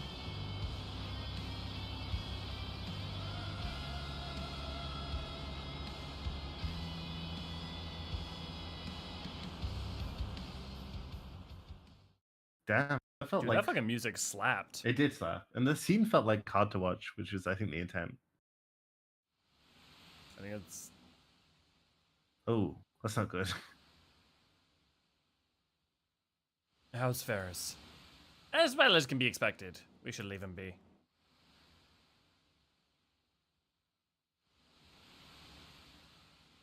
The ship is just drifting with the current. Wonder where we'll end up.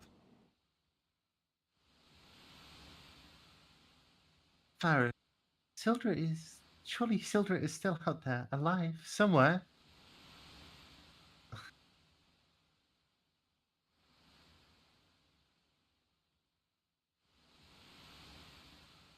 Close animal companions between Boko and Sildra, I feel like... I think Galof should have like a British bulldog. I think by far 5 so far has been the most emotional Final Fantasy for me. Yeah, already. And we're at the very beginning. Yeah, I think so. I think that scene was more emotional than like Palom Palorum and stuff like that. Or Sid's like eight death scenes. Palom Palorum is, I think, the closest by far. And it, undercut by the fact that I know it's... Yeah.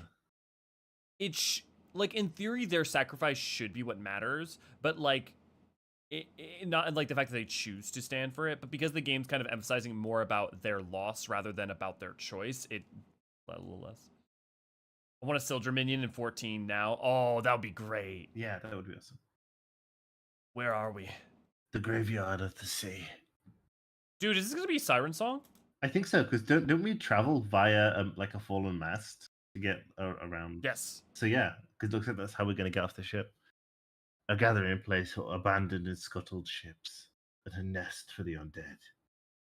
I love the idea that Lena is now affecting an access. Oh shit! Sorry, it's Lena. Brr. All the more reason to hot-foot it out of here. I also earlier you said wind, earth, fire, and air. Listen. And I was just like, I was trying to like keep it in just because like it was just very funny to me, just like the idea of like there being a difference between wind and air as elements. I think it's because I always think of air as like the. Look at this funky dude with his little tank top. I love it. Oh my god, he does have a tank top. That's wow. Again, some of the details get lost in how busy it is, but I like the art direction on that. Yeah, I do like. Okay, yeah, this feels very Siren Song. This is extremely Siren Song. I wonder if we're gonna meet a boss from Siren Song here. Ooh. Cow. Or a mount, yeah. A cow crystal. You're a cow crystal. Thank you. Oh, okay. Oh, they're crystal slugs. Okay. Is that what They seem like they could be something from Lovecraft. Yeah, no, definitely, 100%. You can imagine them being in Bloodborne. I love that. I feel like there's now like this abstraction of like, can you imagine? I can imagine it being Lovecraftian by way of being in Bloodborne. Oh, so the name for the carcole, a French half snail, half serpent creature. Huh. There's a door on that ship that we were just on. Can we go into the door? Yeah, that's what I was about to check. Thank you. Generally, would you leave the job of saving the world in the hands of children or young adults? The only exception would be over emotional humans with attitude. Ships are fun levels in RPGs, aren't they? Yeah. I like. Can be. Yeah. I mean, oh, that's the door. I thought it was the middle thing. My thing is, if your world is facing damnation, I think everyone has a right to try and stand up and fight for it, and it's not a question of like, if your world is facing oblivion, everyone has a right to try and fight. You know. You can't ground the guy that got blessed with magic crystal powers. Yeah. Gudra from Pokemon is bit. That's so cool. Oh, that makes so much sense. That explains so much. Thank you for bringing that to my attention, Levi. I've always wondered what the inspiration for Gudra was. Yeah, it's sort of an esoteric sort of design, isn't it? I do love these little skeleton guys, though. They look like they were just like here smoking some weed on the ship. Mm-hmm. Until they. I just imagine them having a barbecue. Yeah. Okay. Yeah, I see that. Maybe it's hot here, and they have like their shorts on. They're in Barbie weather. I think if story in a game does it right, you're much more likely to feel emotions and loss if you have connection to characters, and I feel like having charm and joy and life and vibrance is going to lead you to more likely have a connection with characters, right? Yeah, the character rating is key. That's why, on top of time, but that's why a lot of people don't really associate with Papalima's passing, I think, too strongly. Is because the character rating there isn't so strong. Mm-hmm.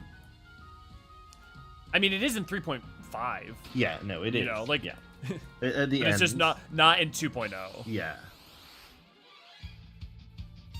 His strongest moments in writing by far are probably 2.55 and 3.5, which are both, you know, you're not with him when he gets that strong moment, and it's the last time you see him for an entire expansion, and then it's the last time you see him. Would I say that Zordon had the right idea? Like, I can't get into the ethics of Power Rangers, but sure, it worked, I guess. Rita also, those people were teenagers as much as I'm a teenager. Yeah, they were played like 30-year-old people. Do we have to go this way? We'll get soaked. What, are you going to melt or something? Come on. Oh, look at that. Look at that, like, shimmering flow. You can see the water. Okay, I see what they're trying to do there. Like, it's not the best effect, but I see what they're trying to do with it. And I respect I really like that they're doing something. Yeah, though. me too. Snail people. Would that alpha layer be... Was that sort of alpha layer thing, though, even available on the SNES? I mean, I'm sure it was. Oh, they got a lot of new tools for 3D stuff with the SNES. Like, obviously not true 3D, but like, you know, perception tricks and stuff like that. Yeah, what Mode 7 and all that. Yeah, exactly. Mode 7. I think this is one of the first games to really use Mode 7 for the airship stuff. Undead Husk. I Looks think... like a golem. I thought... Maybe it is 5. I thought 4 did it. Did it with the airship. Did they? Rising, but... Maybe I'm wrong. And maybe they retroactively added it into the Pixel remaster, so it's hard to be sure. Snail people remind you of the fishing hamlet in Bloodborne. Sorry, all my memories of the fishing hamlet have been colonized by the shark bitches. Neri, how do you feel about ceilings in wells? Yeah, so wells, not a big fan of. Not a big fan of the shark well.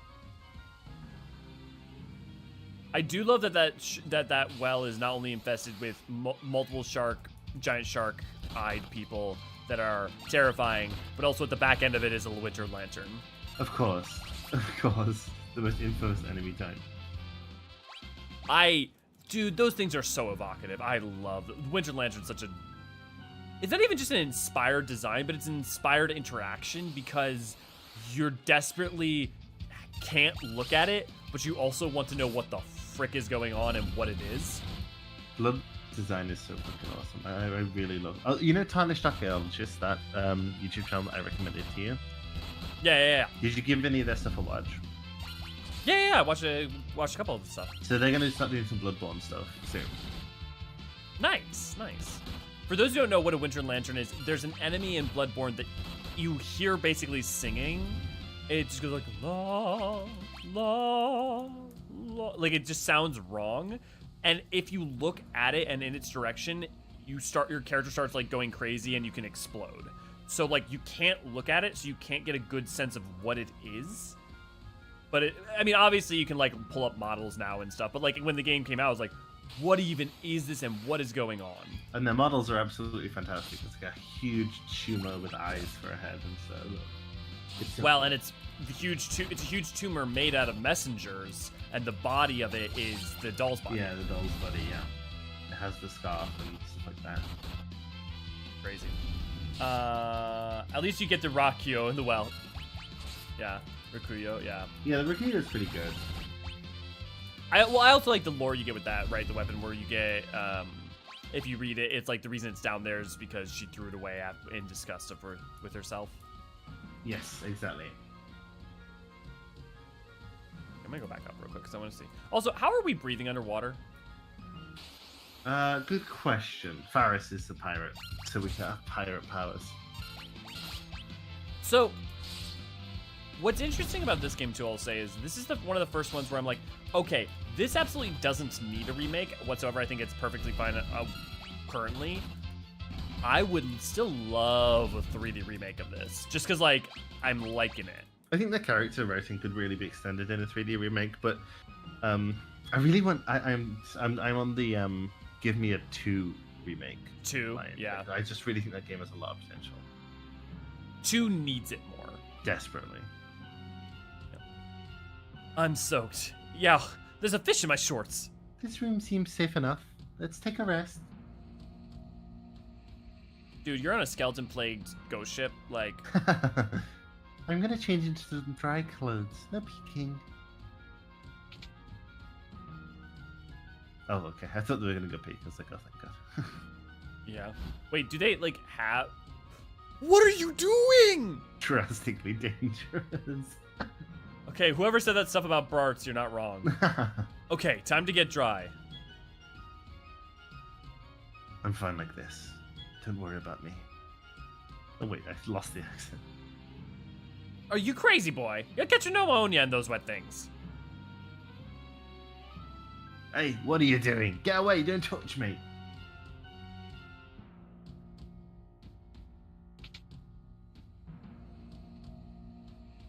What's with all the commotion? Did her outfit change? Did it? It might have done, actually. Lena, Oh, my stars and comets! He's a woman! So what if I am? You got a problem with that? Of course not. But why were you trying to hide it?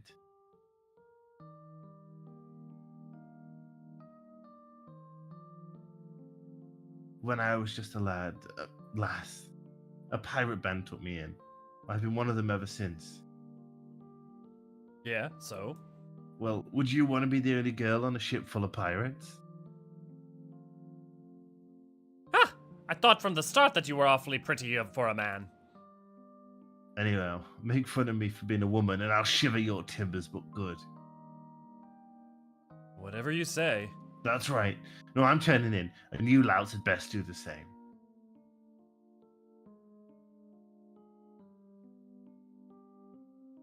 Do you think it would be better to recontextualize this storyline in a 3D remake as a trans storyline? Or to leave it as... I think you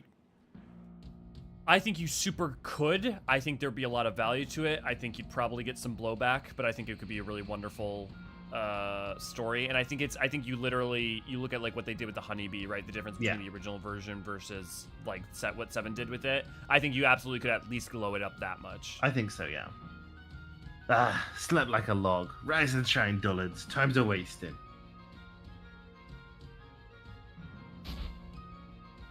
Galov. Hey, old man, that's enough lollygagging from the likes of you. On your feet, let's go. Her tone still smacks of machismo to me. There's comedy. No point in trying to change her. I know, right? No point in trying to change her, Ferris. It's who she is. That's for certain.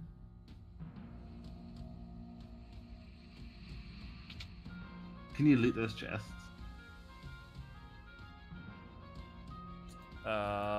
Great question. No. Oh, man. Okay, so I see this is probably the way forward. I want to go backtrack real quick because I know there was a door I didn't open. Yeah, I saw one in the underwater section.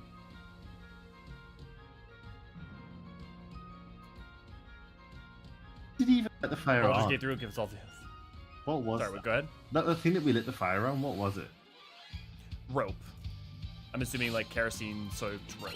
So dangerous. I own it, right? Like, that's why I was like, Jesus Christ, Bartz, what are you doing?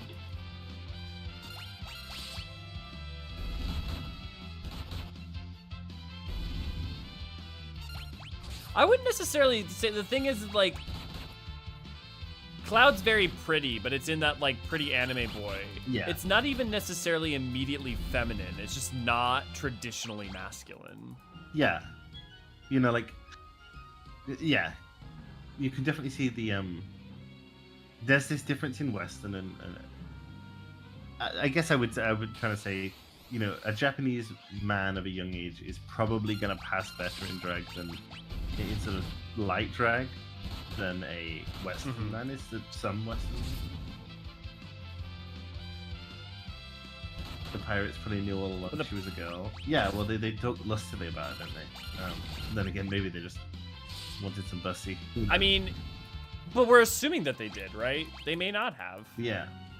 And even if they did, maybe her presenting mask was just a way to, like, even without the actual, like, any confusion, maybe that was just a way to deal with it anyway. Or maybe there's new crew members accrued over time. Maybe only a couple pirates knew, and over time they're gone. Yeah. You know?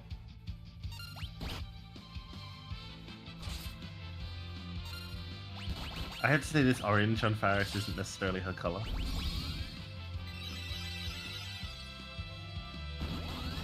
I mean, I feel like that purple's so saturated and of such a specific shade, I'm not sure there's a lot of colors that would go good with.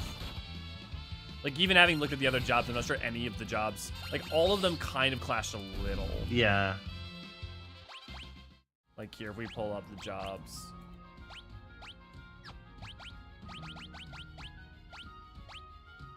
The night looks okay. I mean, that green's kind of nice. Yeah. Okay, actually, I take it back. I think some of these are okay. Yeah. It's funny. I actually like the purple and green here, but I actually think this looks terrible. Yeah, yeah. I think the warrior looks good. The blue looks good there, because it's Yeah. not so busy, I guess. Yeah, I like Faris. I like Faris's writing. I like Faris's stuff, and from what I remember with Faris's story, I liked it as well. But yeah, it could use an update if it was going to come to a sort of a new generation. Yeah, I guess like I find it weird to the thought that that's weak. Like, I mean, historically, women who were on pirate ships who like joined crews did absolutely mask their identity. I don't know. Like, that seems. It definitely happened. I I feel like that storyline is a bit trite nowadays. Like, sure. I mean, now maybe. yeah, now.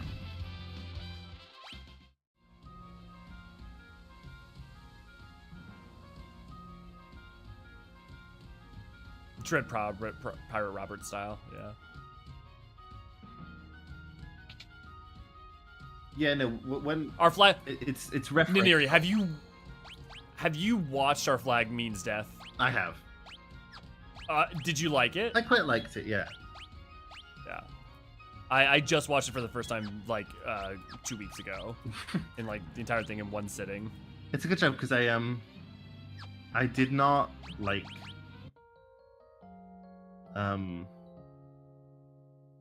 Steed?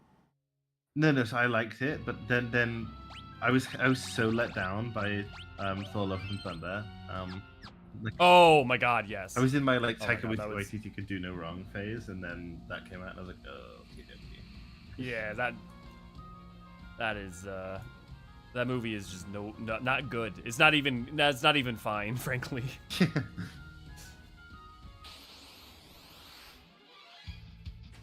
Ooh, Mind Flusher.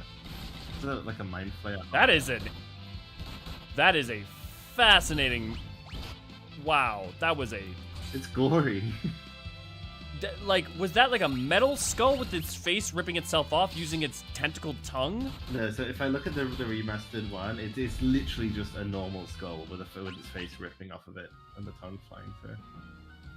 You want to share it with me? Yeah, I'll send it to you. I want to see that again.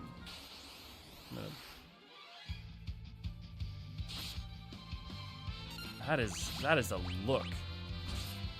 Okay, there's the more updated version.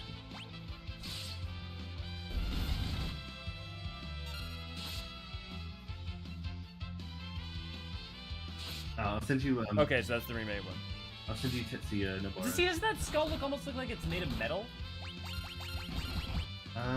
If you look at Nomura's concept art, which I'm sending you now, it's I think it looks more biological. Oh, okay, yeah. Although the thing I find funny about that is, man, does that look like something that Junji Ito would make? Yeah. Oh yeah, really? Yeah, absolutely. Oh, so its original name in Japanese was Psycho Heads. Interesting. I also love that the tongue, ghostly like spirit tongue style of it is very like Japanese obake print. You know? Yeah, that's absolutely. It's really cool art. This game's art, like I said, it doesn't always achieve what it's setting out to do necessarily, but when it does, it really does. It seems. Okay, it's not. At least it's not me. Good to know, lady.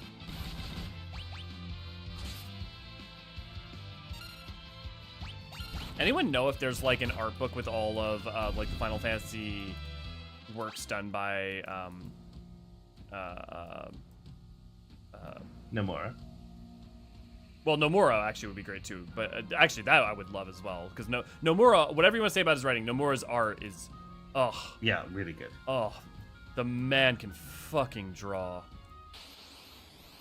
But no, Amano. No, so he has his book, but it's not the Final Fantasy art stuff. It's more sort of, I think there is some Final Fantasy stuff in there, but it's more his sort of general portfolio.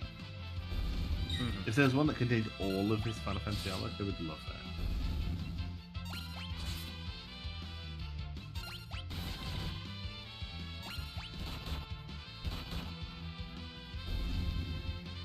Terrifying, right, lady? But it's really cool.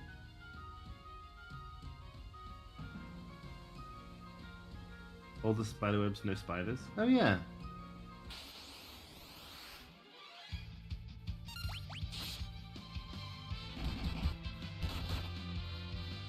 Siren Song definitely was inspired by this in part.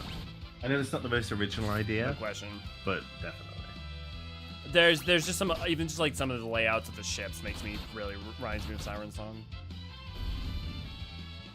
Yeah, the fact that it's and then there's a little like, I think extrapolated from the rocks that you jump on and stuff. Like you could think about like the little islets in between the ships and stuff.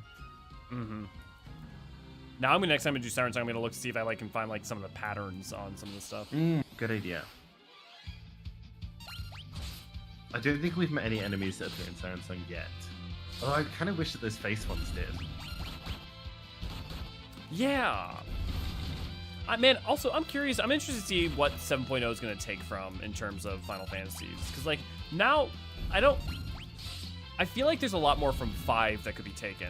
Like, obviously, there's the Omega stuff that it shows up all throughout Stormblood, as well as, including Omega, right? But I feel like there's more yet that they could delve into. Even, honestly, even just if it's the, idea like that the aether, something to do with the aether of like Mericidia's fading and like the winds were fading and the fire like the fire's fading. What is the Dark Souls? But like the like that relationship that they have with the crystals here, right? This idea of like fearing the slow decay. I think that the way they talk about the crystals and stuff is probably an inspiration for how under and over expectation. Oh, for sure. Obtained a world map. Cool. I guess that also makes sense that it'd be in the pirate ship. Yeah, it does actually. You know.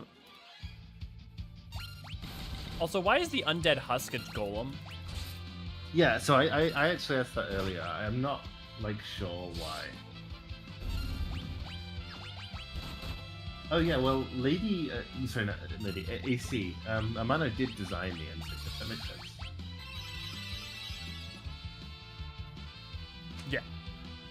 Yeah, and I've been wondering about that too, because the Endsinger and designs like it exist throughout like a lot of Japanese art, and I haven't been able to find like what the root inspiration of it is. Like, but it's like like that idea of like the head with wings, the halo, and like in that way is.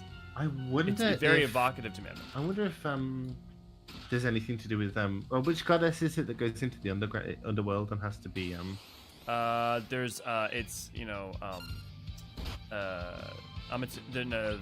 Izanagi? Yeah, Izanagi. Or Izanami? Is it Izanagi or Izanami? I always forget which one's which.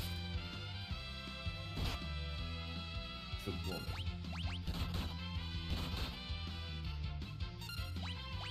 Usually Nami is associated with like waves is usually feminine, but I don't know if that's the case here.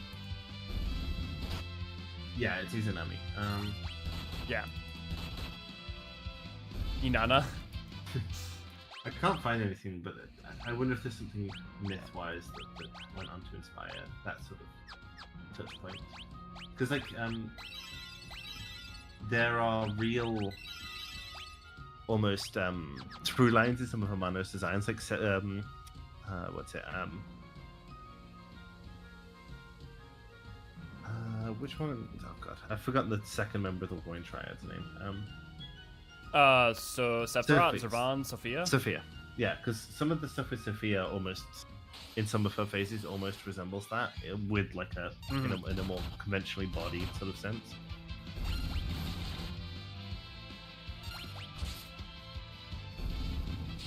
Also, Amano's version of Liliana Vess from Magic the Gathering looks kind of like yes. Yep. Yes. Huh. We're rising the ship from that. I also think that like either Hydaelyn or the Endsinger are, I think, the like two pieces of art I've seen in a video game that like I feel most closely like actually perfectly embodied the Amano art. I know like Hydaelyn specifically, they like worked very hard. They wanted to make it as close to the Matsuno art as they possibly could. But like even just like the facial features and like the way in which like Amano's eyes are, like they clearly tried to like get some of those effects in how they like. I do see that in Hydaelyn, but I honestly feel like Endsinger looks more like Amano's art. Yeah. Omega. I actually don't know if I've ever seen Omega's art. I'll go get it. Or at least you don't remember it. Yeah, but Omega, I didn't feel like it stylistically resembles it as much. It's funny because I guess when I think of Amano, so often I think of faces, you know, and Omega lacks one. Oh, okay. It looks like Amano did the humanoid Omegas. Oh, okay, that makes sense. The humanoid Omegas definitely look very Amano. Something fishy about this place, and I need the smell of cod.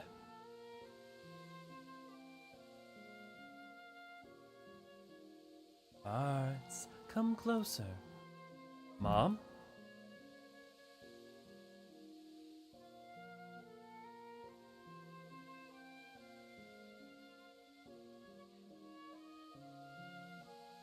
Come here, my cherub. Father. Varys? Oh, sorry. Lena?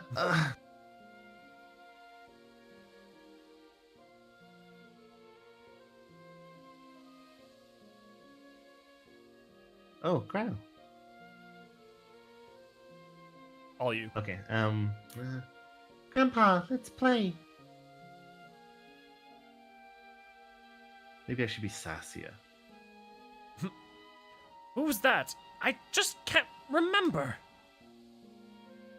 Oh, shit. Oh, Jesus. Actually pulling out their souls. Wait, doesn't the first boss in Siren Song do that?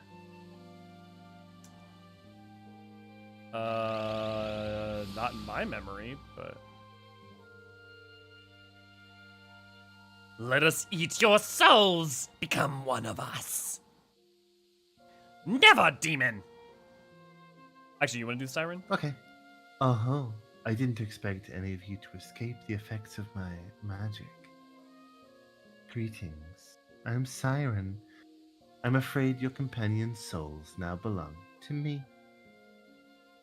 Still, I'm feeling generous. I could be convinced to spare yours if you ran home quietly. You think I would abandon these kids? Fair chance, Missy. Why would you risk your life for these people? Because they're my friends. Don't be fooled by her trickery. Open your eyes.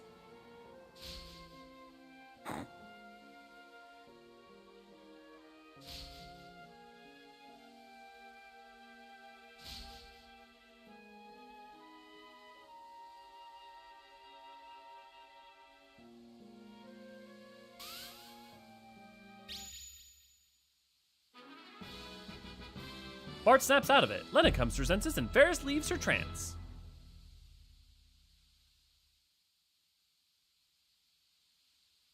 Galuf. Uh-oh. Here it comes. So obviously, you know, Siren Song C, but also I think she's probably kind of a reference to What's-Her-Face, the final boss in Siren Song C. Which one's that? Oh, that's the, it's the Soulkin, that, Ashkin, that, commands you to walk different directions. Oh, yeah. I hate the mechanic. So I really like that they gave Galuf that chance to shine. I mean, I think he's been shining a lot anyway, but I think that was really interesting. A moment to be a, like, not just because it's shining because of humor. Yes, yeah.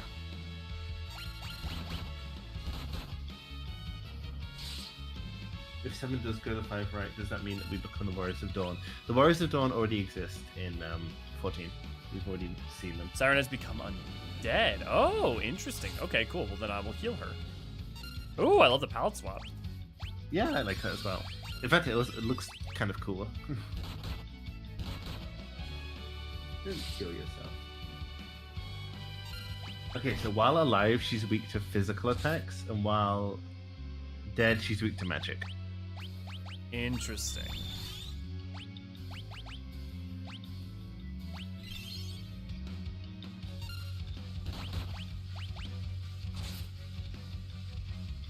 Damn it, I don't have any magic users, and I kind of have to use my healing right now to heal. Yeah, that's fine. Once we get Ferris, I think, to level 3 on Thief, we'll switch her over to either Black Mage or Blue Mage. Yeah, no, I think that makes sense to me.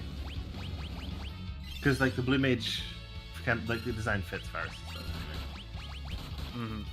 Lorelei, yes, Lorelei, that's it. Lorelei, thank you. Yes, thank you, lady. AC, I prefer Reptilian Ifrit, but I really like the sort of humanoid butch Ifrit as well. Oh, my favorite by far is 10. I mean, surprising again, no one. But like, I love that because it's like, but it's like beastly. The horns are very elegant. It like, I love it. To me, it's like the perfect between the beastly versions and the humanoid versions. Okay, I see that. Ifrit's concept art in 13 was so cool. What was it in 13? It was very 10. Let me send it to you. I don't even remember what Ifrit looks like in 13. Oh, okay. Yeah. Yeah, it's just a concept art.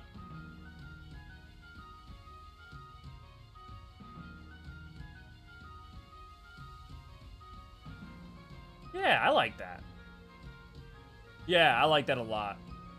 That also would have been a great, like, 12 design. Yeah, actually, it does have sort of 12 vibes. Galif, you saved us. I owe you my life. Eh, don't sweat it. Oh, you're blushing. I'm doing nothing of the sort. He's so cute. Also, this area that we're fighting in reminds me of where you fight, I believe, the first boss in Siren Song Sea. Yeah, because you step right off the ships onto that sort of beach platform, yeah. Stone area, yeah. Oh. And we're free. Look at them. Look at the Gatlings. They're so cute. They are. I'm surprised that hitting them doesn't hurt me. Yeah, me too.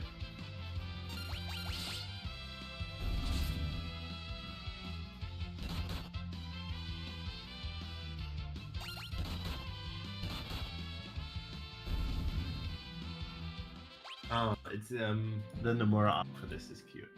The Gatlings is cute. Oh wait, there's no there's so much no more R I apparently just have never seen. It seems like they did a lot of the almost all of the enemy designs in this game. Holy moly, really? Yeah. That kind of explains their level of detail then. It does actually. Oh, that looks like that is. It's like a cactus. I wish. Wait, did you say Nomura did this or Amano? Nomura.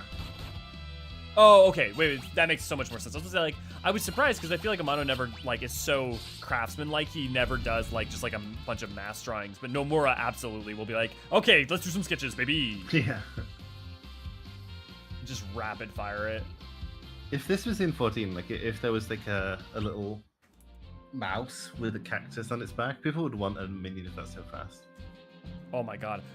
You say that could absolutely be a Mericidian enemy. Yeah, oh yeah, that would be perfect. What would Ifrit turn into in 13? Like a motorcycle, like a Harley. I mean, that's Shiva. Yeah, I think we could mix it like a dune buggy. A different kind of motorcycle. Yeah. Like an ATV. Oh, yeah, now I'm thinking about it. Okay, there's a mountain. I doubt that's where I'm supposed to go first, though.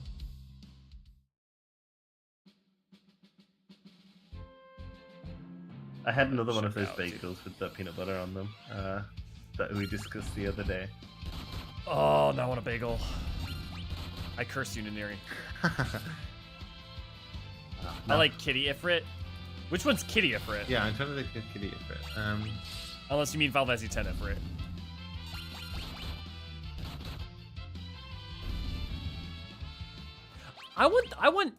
I was never a Titan fan, and I will say, coming off of 14, I would love some like more reimaginings of Titan. I mean, we did get one in 16. It's always just a guy, and we got right? Eden. Oh. Yeah, it's kind of just always. Okay, so 16, there were ads for 16. I had Ifrit and Phoenix as cats with little bits. Is that FF10 Ifrit, Kitty Ifrit, yeah. That's fair. Is that I think of him more of as Doggo Boy, but... I'm sorry, what? So there was an ad for FF16 that had a cat as Ifrit and a cat as Phoenix. There was an ad, like an advertisement. Yeah, I did not see that. I don't think that played in the West. it might not have. Yeah, Ifrit Shiva duality is a thing in the series in like 15 or 16. Yeah, I mean, like, yeah, you definitely could come up with potentially something where you, yeah, they were both motorcycles with different kinds. How do you feel about Sarge good Ifrit in 15? You could do some serious parkour dodge failing. I think 15 is a good design. It's definitely probably one of my least favorite versions of Ifrit. The 15 I think it's one. yeah. It's It's just not that it's not quality, but it's just a dude. Yeah, it's just a guy, and his face actually I don't think is that well modeled.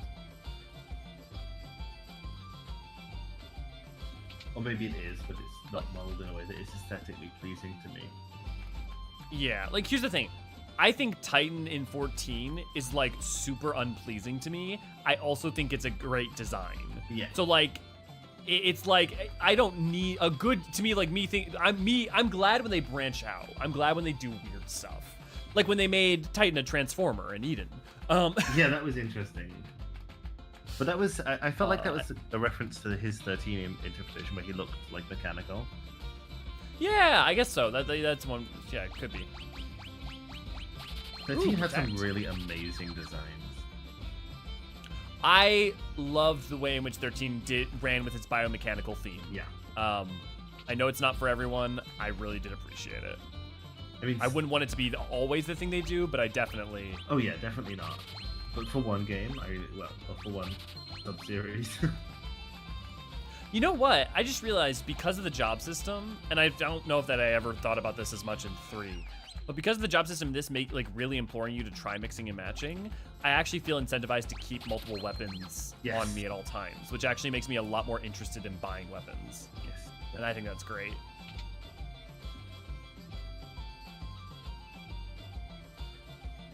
Oh yeah, I agree, AC. If Ifrit had like a demonic mask on and some stuff like that, that would be a benefit to it. Yeah, oh yeah, that'd be cool. Something like that with like a demonic fire humanoid mask, but then there's actually like nothing below but like raging flame or something. Right. I like how Titan looks in Something 9. good. He's just like a big silly guy. I actually don't know what I forget what Titan looks like in 9. FF9 Titan. Oh my god, you're right. He's just this big. He almost looks like he's gonna be a Colossus from Shadow of the Colossus. Like you throw some moss and fur on him, and man. I definitely see that.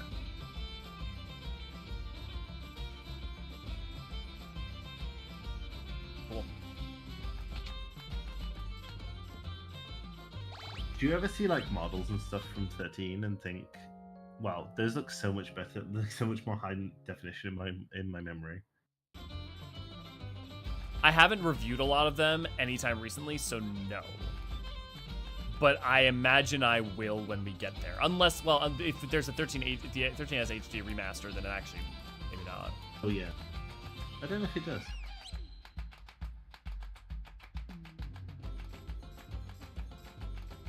If it was way more human-like. Yeah, but he was never as human as 15, Yeah. I think. I mean, 4's Ifrit in like the... It's pretty human. But yeah, even then. He is Okay, pretty so we human, did there. but at least he's like... He has stuff that looks... stuff tacked onto him that doesn't look human. Meanwhile, 14 if it just has like a hat. Literally just a dude. Yeah. Ship graveyard.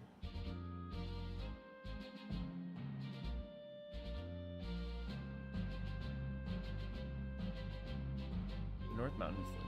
Okay, so North Mountain is the next place we need to go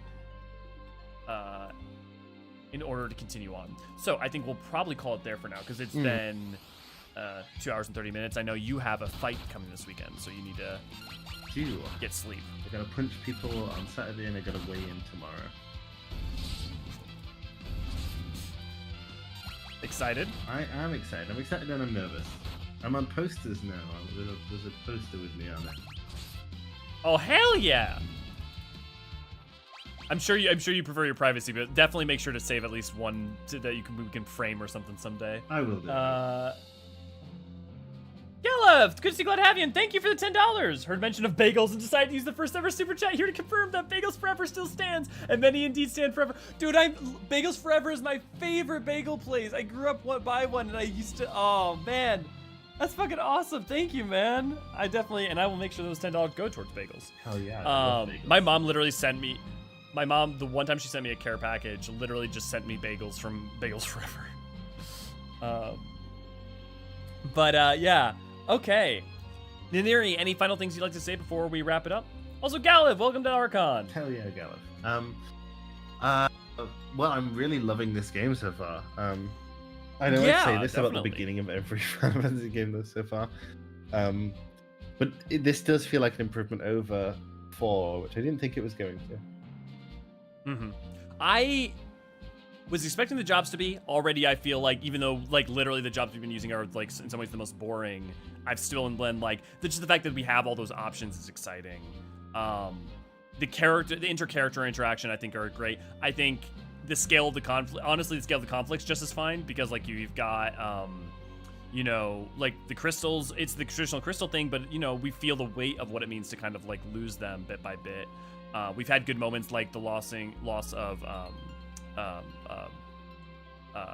my god, I'm forgetting her name. The dragon. Sildra. I was about to say Slydra. Sildra.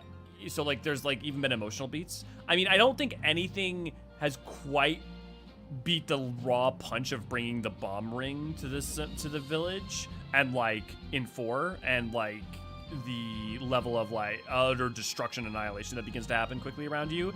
But that's also because 4 goes really hard on trying to do that moment and then kind of like doesn't necessarily go that hard again until later. Yes. Yeah. I'm excited to continue on 5. Hell yeah, me too. I'm excited. I'm excited to get more classes as well. Yeah, definitely. Okay, yes, Ray Ray's got us with the lovely links, so thank you, Ray Ray. If you enjoyed the stream and aren't a member of our Discord, why not come join us at discord.gg /Eorzean Archive. So want to see more skins like Archivist? Well, we don't have those yet. However, I am not currently wearing a shirt for this. But you can find those over on Patreon. You can sign up for those over, in theory, over on Patreon, where you get your name in the banner above my head, as well at the end of videos whenever those come out. We've also got Overheard and Eorzean on Twitter, where Ray Ray puts out videos on, or puts out images of some of the wild things NPCs say, as well as Ray Ray works on the channel Final Fantasy 14 Archived, where she puts up basically really high production archived versions of of the quests and the different stories. So if you ever want to rehash, if you ever want to re-experience the story and don't want to recap, but like literally everything in it, Ray Ray's your gal. Yeah. Don't forget to do all the YouTube things like clicking the like button, all that. Galif is like, who the hell are you? Yeah. Imagine if in the future FF game they made the summons all gender swapped from the normal incarnations. I mean, I feel like there's no reason that they can't not. There's nothing like the summons are always, I think, the great thing about the summons is like the rest of Final Fantasy. It's take a concept and then reinterpret it every time. You know, reinterpret what Shiva is every time. Reinterpret whatever it is. Go wild, go ham. Like there have been some wild interpretations of some of the summons. I mean, hell, 13s all are, you know, twins that turn into a motorcycle for Shiva, right? Yeah, 13 was crazy. Yeah. Siren went from Saturday morning villain to sultry seductress. Yeah, me and Niniri had slightly different takes for sure. Oh, World of Final Fantasy has gender swap summons for all the big ones. There you go, see? Yeah, we are that, and the Frida and 15's Leviathan. Yeah. Yeah. Okay, well, Niniri, I will let you go get some sleep. I'm looking forward to catching up on this next week. Should be back in time for this from FanFest. Reminder that the cooking stream is going to be this Saturday, so in a couple days here. If you want to catch us doing a bunch of recipes from the Final Fantasy 14 cookbook, that's what we'll be doing on stream. Beyond that, though, we're going to be off after that as we go to. I will be driving down to FanFest starting Monday. So, yeah, get excited for that for you 14 fans. Yeah, FanFest is so close. It's a coming. Yeah. It's a coming. Okay. With that said, everyone, I've been Elio Fortuneron. And I've been Neri Neri. Cheers, guys.